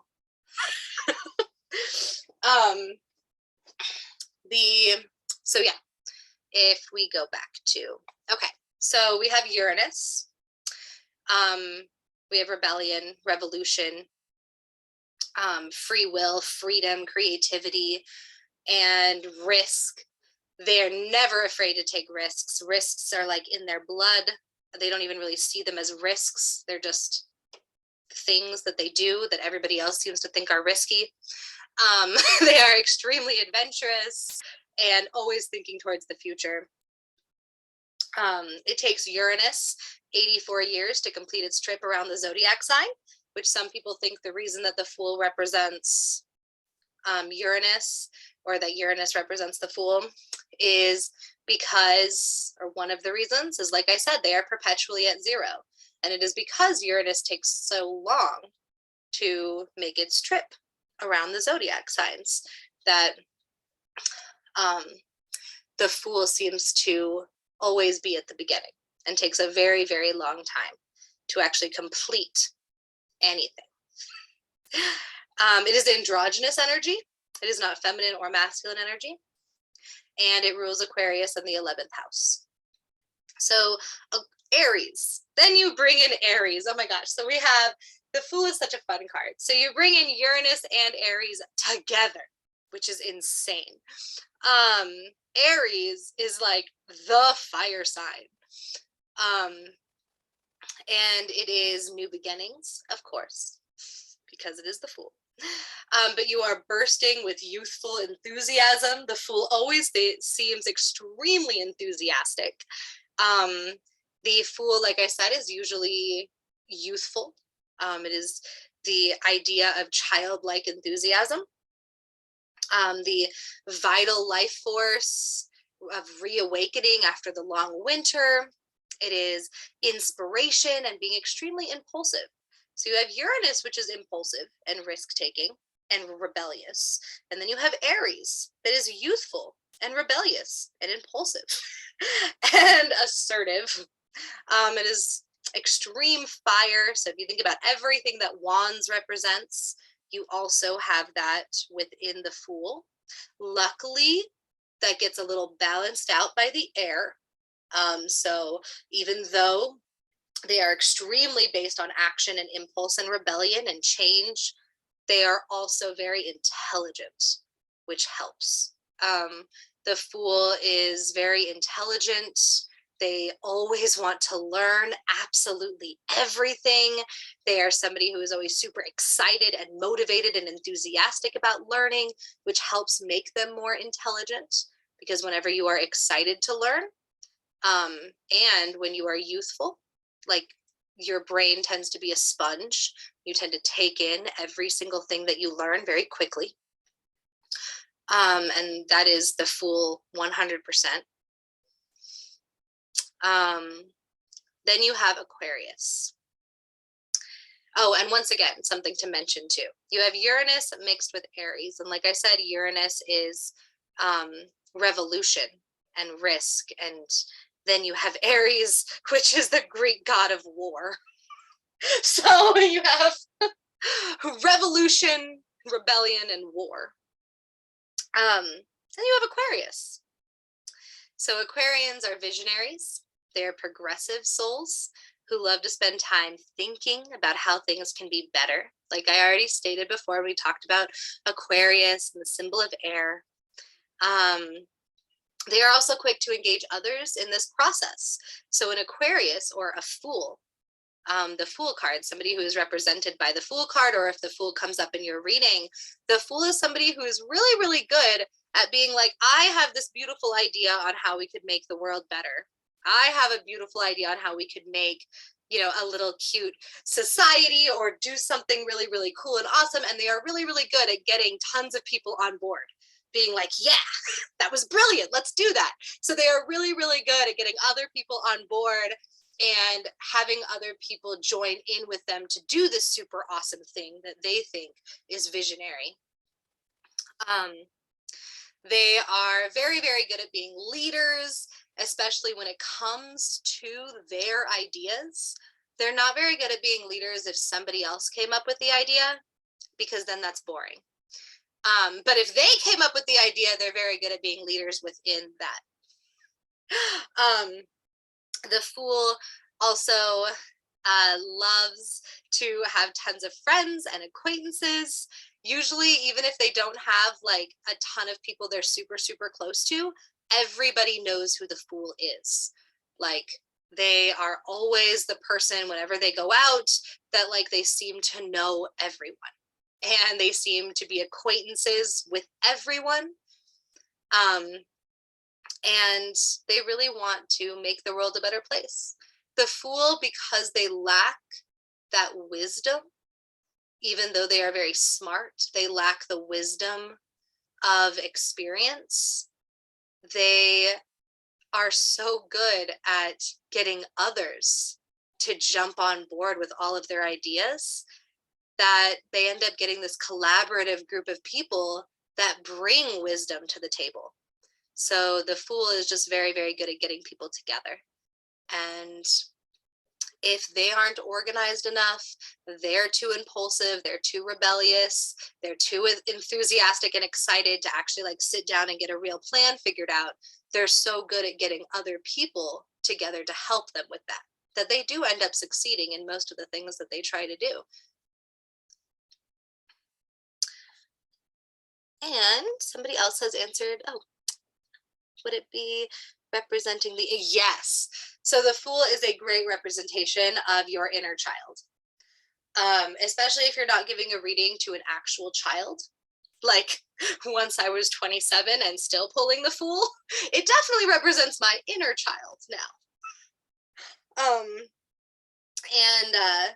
So yes, great question. It is a representation of your inner child, your connection to your inner child, and really being able to keep that sense of youthful excitement even throughout as you get older and older. They really enjoy breaking tradition as well. So like if something has been done one way for a very long time, sometimes it's because the Fool doesn't know that it's been done that way. So they just really wanted to do it and they didn't know that it was done a certain way. So they just create their own way to do it. Or they just don't like the way that it's done. And so they really enjoy just creating new traditions and breaking the mold and creating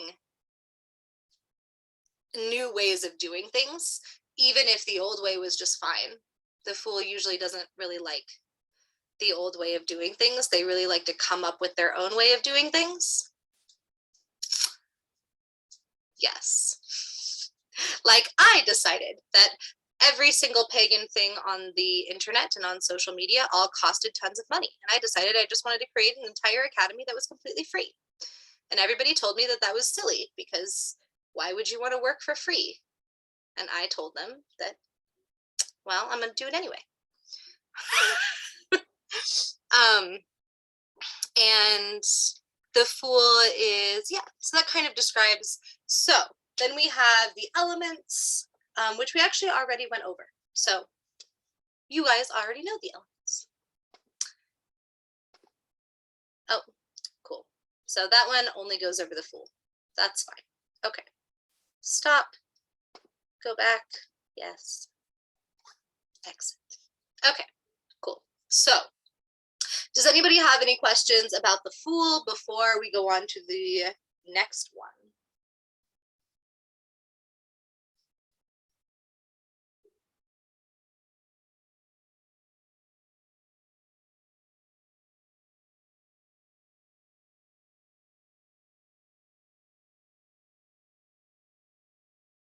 Or like any questions or comments about the Fool? Anything at all?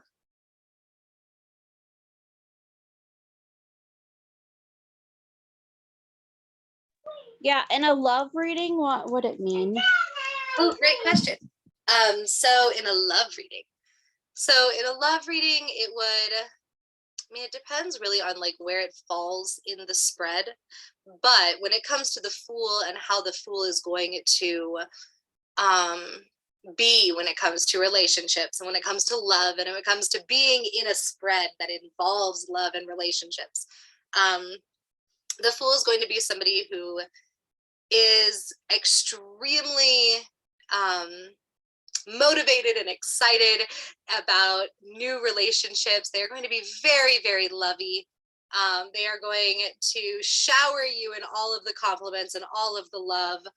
And but they're very impulsive and very, like I said, very rebellious, very impulsive. So they're going to make a lot of stupid decisions all the time, and they're not really going to think before they act. They're very smart, and like I said, that's why you have to remember that, because like, okay, so you know how the Fool is represented by air. It is Aquarius, and if you were just reading somebody who is an Aquarius, they would be very wise and they would think before they act. But you have to add in the symbology of the Fool, and you have to add in the symbology of Aries and the symbology of Uranus. And because you have to add all of that in there, they're not really going to think before they act. They are going to just kind of do things without probably talking to you first. They are probably going to get themselves into a lot of trouble without talking to you first. But the Fool is very loyal because of that Aquarius and Uranus and Aries. They are going to be usually very loyal. They are going to be extremely fun and always wanting to take you on new adventures and always wanting to talk to you all day long about every single thing. They're going to be an open book. You're never going to have to wonder like what emotion they're feeling.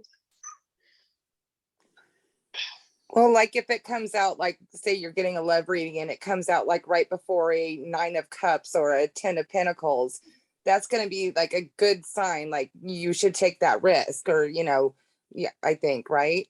Yes, exactly. So that's why I said it matters where it comes up in the reading, because yes. So if it comes up next to like, yeah, like you said, like a 10 of Pentacles, which is a great example, then yes. If you were asking a question in the reading, like, you know, should I give this person a chance when it comes to love or relationships, and the Fool comes up next to a 10 of Pentacles, then it is saying that it's time to take that new leap of faith, take that new journey, and take that new journey with them, and to take that risk. Exactly. So it all kind of depends on where it comes up.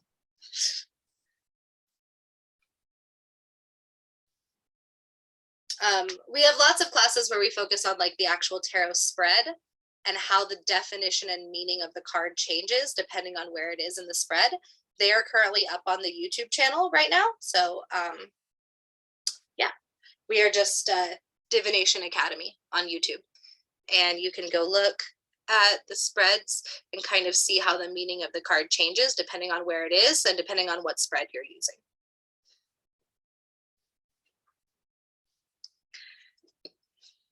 So yeah.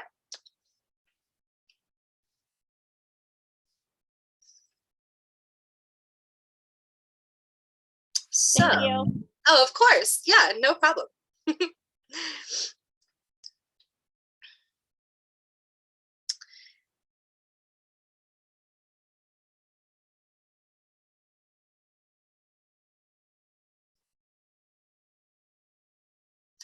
So next we have the Magician. So the Magician, which I wanted to bring you back to this page so that you can look and see the corresponding planets. So the Magician symbolizes Mercury and Gemini. So if you look, obviously Mercury and Gemini are, the only reason that it symbolizes Mercury is because it symbolizes Gemini, and Mercury rules over Gemini. Also, though, when you look, Mercury also rules over Virgo. So because the Magician has that Mercury in it, you also have to realize too that the Magician is also going to represent Virgo. So the Magician, let me see here. I thought I had a slide show that actually talked about this, but it looks like I might not. Okay, that's fine.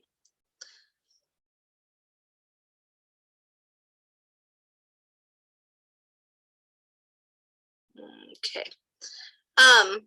Okay, so I want to pull up a picture of the Magician so all of you can see, because the picture always helps. This will be the last major arcana card that we go over, only because we're already 14 minutes past time. I really wanted to go over more of them. I am sorry, but I promise, as long as you guys come to the next class, and next time we have a class filled with people who already understand the elements and who already understand the numerology, then we will just straight up do a whole class just on major arcana.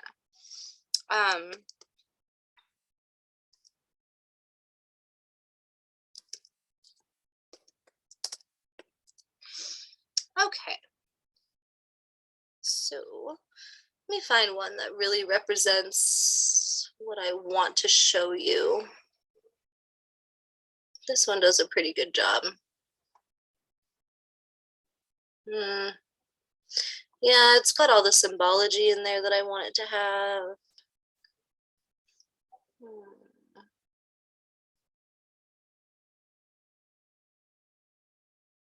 Yeah, that works. Okay. Can I make it bigger? No. Yes. Cool. So this is the Magician Tarot card. The Magician Tarot card, like I said, is going to be Mercury. And it's also going to be Gemini and Virgo. And as we saw before, we have Virgo is Earth, Gemini is air. So The Magician. The Magician card symbolizes the ability to unlock every element. So the Magician is, in a sense, the master of all elements, but they aren't the master of all elements at all times, if that makes sense. So the Magician has the ability and all of the tools required to be the master of earth, air, fire, and water. And because of that, Mercury is the planet of communication. Because of that planet of communication, they are really able to communicate in all of the elemental languages. So they are really able to relate and communicate to somebody who really thinks in an earth-based pattern. Somebody who is really down to earth, somebody that is really focused on the tangible things that exist within the world and doesn't really have the ability to see how anything that doesn't exist and isn't tangible could matter very much. They are able to speak that language. They are also able to speak the language of air, where everything is hypothetical and theoretical, where everything is philosophical and based on this idea of consciousness and wisdom and education and thought. And same thing with emotion and cups. They are really able to communicate in the language of water and being able to speak to people who communicate using their emotions, as well as being able to communicate with people who use action as a form of communication, such as somebody who is very strong in fire and communicates with their fire and communicates using passion and action and enthusiasm and impulse and rebellion and all of those things. The Magician is very able to speak all of those languages. They also, if you get this in a reading, it means usually that you have the tools and ability to be able to accomplish whatever it is that you are trying to accomplish. You might not know that yet, and you might not think that you have the ability or the tools to be able to do what it is that you are asking about, but you do. And the Magician always does. And the reason I picked this specific picture of the card is because it has all of that symbology in there, where it has this idea of infinity, the infinity symbol that is above the person's head, because the Magician has this ability to have infinite power. The Magician can complete and do anything that the Magician sets their mind to. They are extremely intelligent, able to communicate. They speak the language of all people. I don't actually mean literal. I mean, they might actually be fluent in many languages, but I mean, when I was talking and discussing the language of the elements, they are extremely capable. Anything they set their mind to, they can do. Aw. Yes. It's like they know how to be stern with someone. They know how to, bring it down so they don't get them all, over emotional. They know how to talk quickly if they need to because the person's moving. They know how to negotiate because of the pentacles. It's like they have like all those talents. Exactly. And they are able to use them at will. Sometimes the Magician does not know that they are the Magician. Even if the Magician comes up upside down in your reading, you are still the Magician. Usually if it comes up upside down, it just means that you don't know that you're the Magician.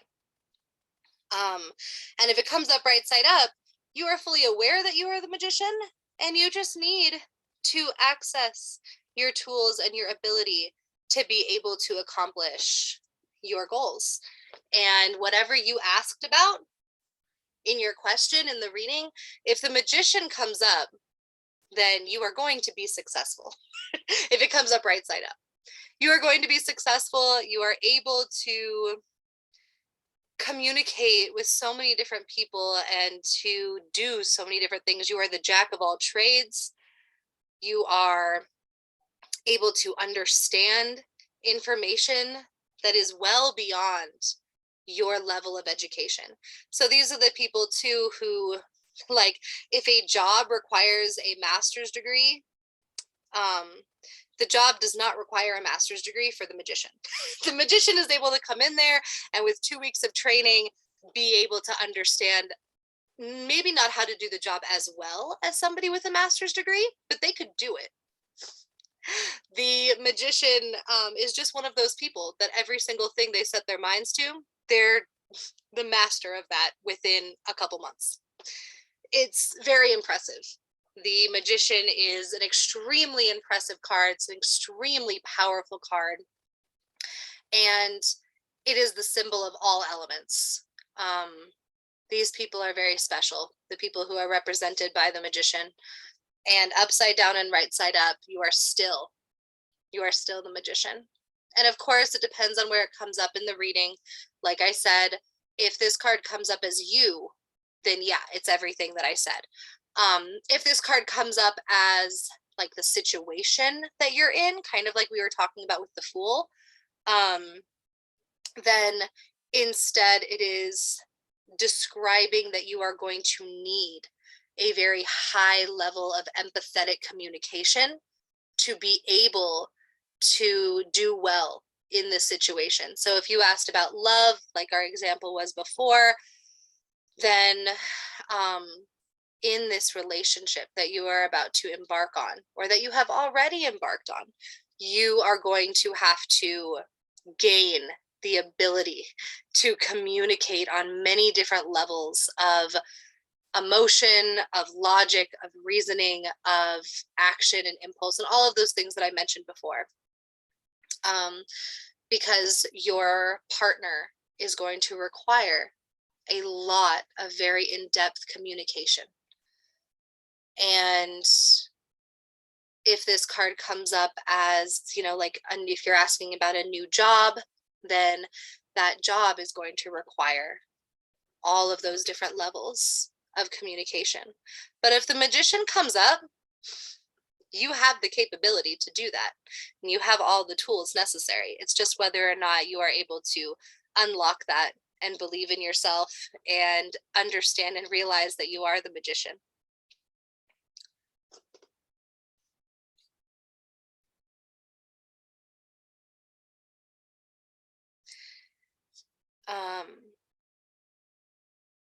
It is also, because it is represented by Virgo too,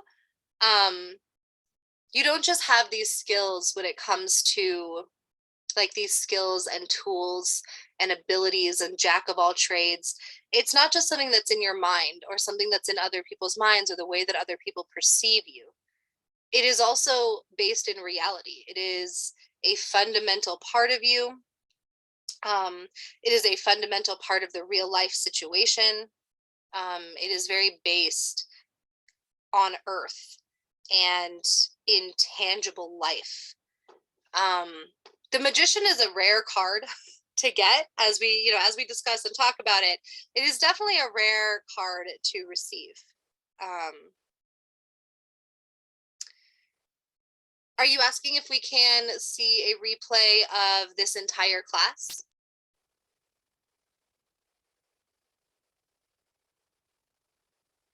Sorry, I'm replying to a chat message. Yes, so this class will be posted to our YouTube. Actually, in about 5 minutes, when this class is over, I'm going to explain to you how to access our YouTube and our website so that you can rewatch this class and rewatch all of the presentations and slideshows that I gave during this class. So yes, you can. Does anybody have any questions about the magician or about why it represents Mercury and Virgo and Gemini?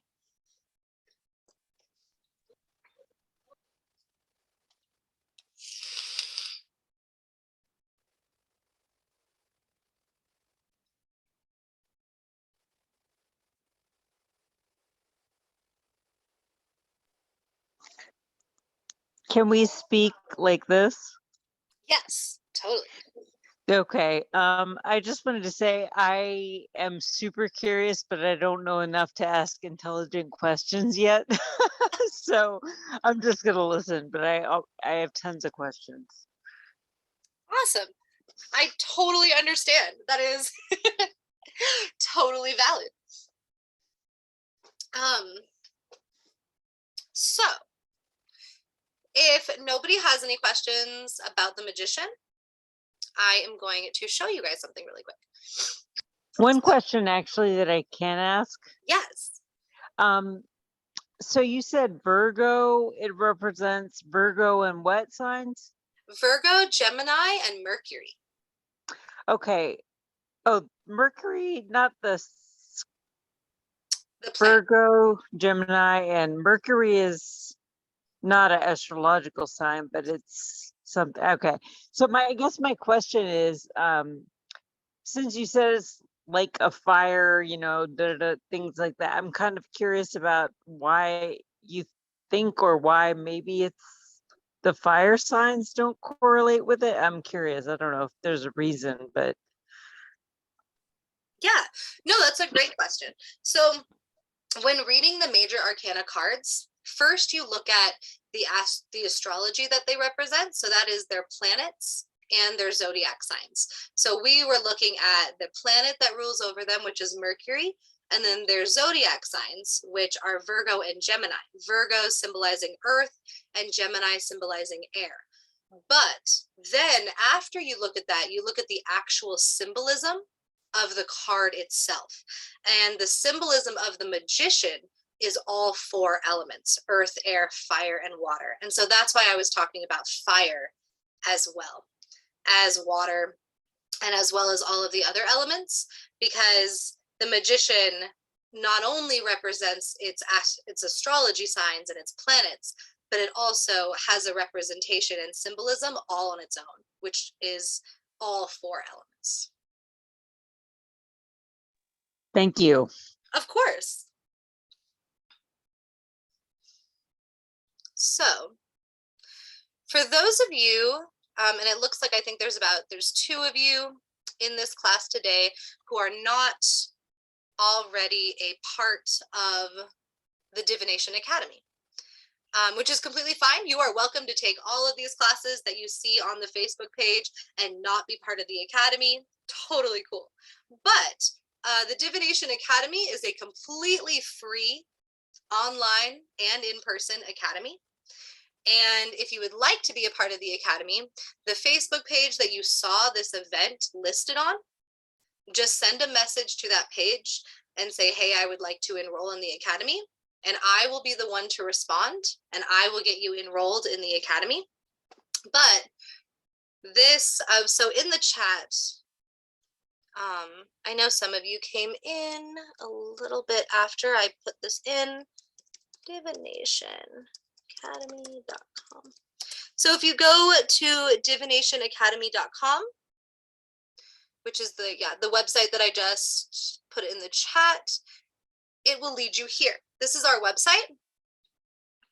If you are interested in this class that you just took, you can go to the study guide section. These are all the classes that we teach at this academy. We teach a lot. They're all free. And they're all in alphabetical order. Cool. And you find tarot. And in this section, in the tarot section, if you go here, you will find our Zoom class. So you can see the videos and Zoom classes that we've already done. They're also on our YouTube, which I will show you in just a second. But you can also go to the tarot class presentation. And if you click on the tarot class presentation, you will see the slideshow that I just showed everybody during this class. And if you go to the Celtic Cross Tarot Spread video, that's the tarot spread video where I was telling you, where we talk about how the meaning of the card changes depending on where it is in the tarot spread. And if you click on some of these, so like, let's say you weren't here for the numerology part of this class, you can just click on numerology and it'll give you the definitions from the slideshow from this class for every number that we went over in this class today. Same thing, if you are interested in any of the other subjects that we teach here at the Academy, you are welcome to click on those as well and see if anything interests you, and then go look on the Facebook page to see if we're doing a live class that week. If you are enrolled in the Academy, you can sign up for our certification programs so that you can get certified in different things. And we keep track of your academic progress, and we give you letters of recommendation if you're looking for a job in the field of working with witchcraft or paganism. We also give you the ability to work with mentors one-on-one and do private apprenticeships with witches from all over the world, and all of it is free. If you would like to check out our YouTube channel, maybe see. When you get done showing this, can you just show me again how you actually join the DiviNation Academy? Of course, yes, no problem. Thank you. So if you just type in DiviNation Academy on YouTube, I think we've gotten popular enough that we actually show up. We do! For a minute there, we didn't have enough followers that we actually showed up. But this is our YouTube channel.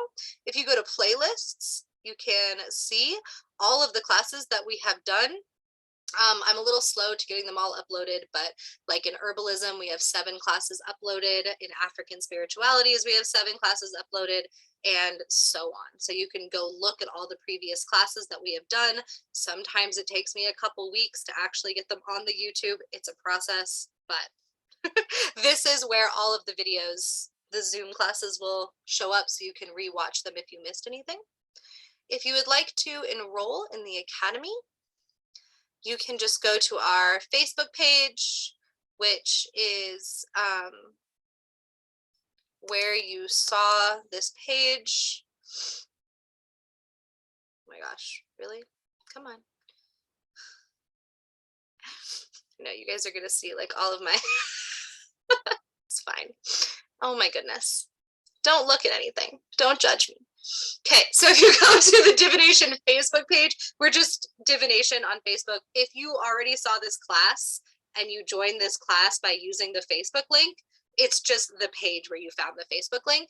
But if you just go here and then you click on message, shoot us a message to say, hey, I'd like to get enrolled in the Academy, and we'll get you enrolled right then. It's a really super simple enrollment process. It just takes about 15 minutes on Messenger. It's very easy. And we'll just get you all enrolled and all set up.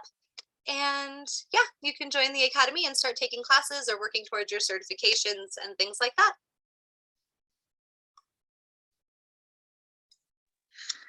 A quick question. I saw DiviNation is the YouTube title name, but when I look up DiviNation, I get like a whole bunch of different things. Is there a way, how can we find the exact, I guess, DiviNation Academy? DiviNation Academy is what you have to type in, because there are a couple other places named DiviNation. I will also copy and paste it into the chat for you. If you guys need the link, that is the link to our YouTube channel.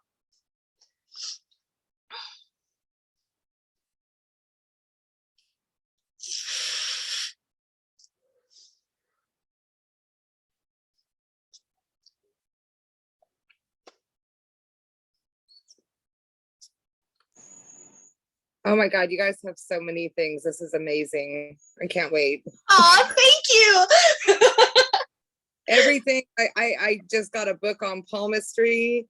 So you got that. I've been starting Reiki. I'm almost done with certification on another place with that, so I can use that too. This is amazing. Awesome. Oh, I'm so glad. Wonderful. I agree. I never heard about this or saw anything from here before, but it looks amazing. Thank you. Thank you so much. I'm the owner and I started the Academy. So it's really awesome that you just ended up joining this class, because we have professors that teach every single day about different things that are not the owner of the Academy, that would not be able to help you get enrolled. So I'm really happy that you ended up in this class and that I can help you get enrolled. Everything Awesome. happens for a reason. Yeah, I came upon it by chance. I was just scrolling through like, things that are happening on something I got stuck on, and I just scrolled and I found that and I'm like, huh, that looks interesting. So, Awesome. yep. I am so happy you joined us today. I'm so happy that you enjoyed class too. I hope you feel like you learned a lot. I have to say also for me, it's like, to me, it's, with the whole divination concept, it's like I started doing automatic writing like 3 days ago. And it's just strange that I just did this because I don't even know where I saw it or where I came across it. But like, I started doing these things to bring this forward into my world. And boom, here you go, it's That is crazy. so awesome. That is so wonderful. Yeah. Well, I will give a second for everybody to copy and paste those links if you need to, because once I leave, all the links will be gone. But other than that, that is the end of our class today. Thank you all so much for being here. I had a lot of fun teaching this class. I love teaching tarot. So thank you for joining us. Thank you Thank so much for you. having class. Of course. I hope you You guys have a wonderful night. You too. You too. Awesome. Can't wait. You too. Bye. Bye. Bye.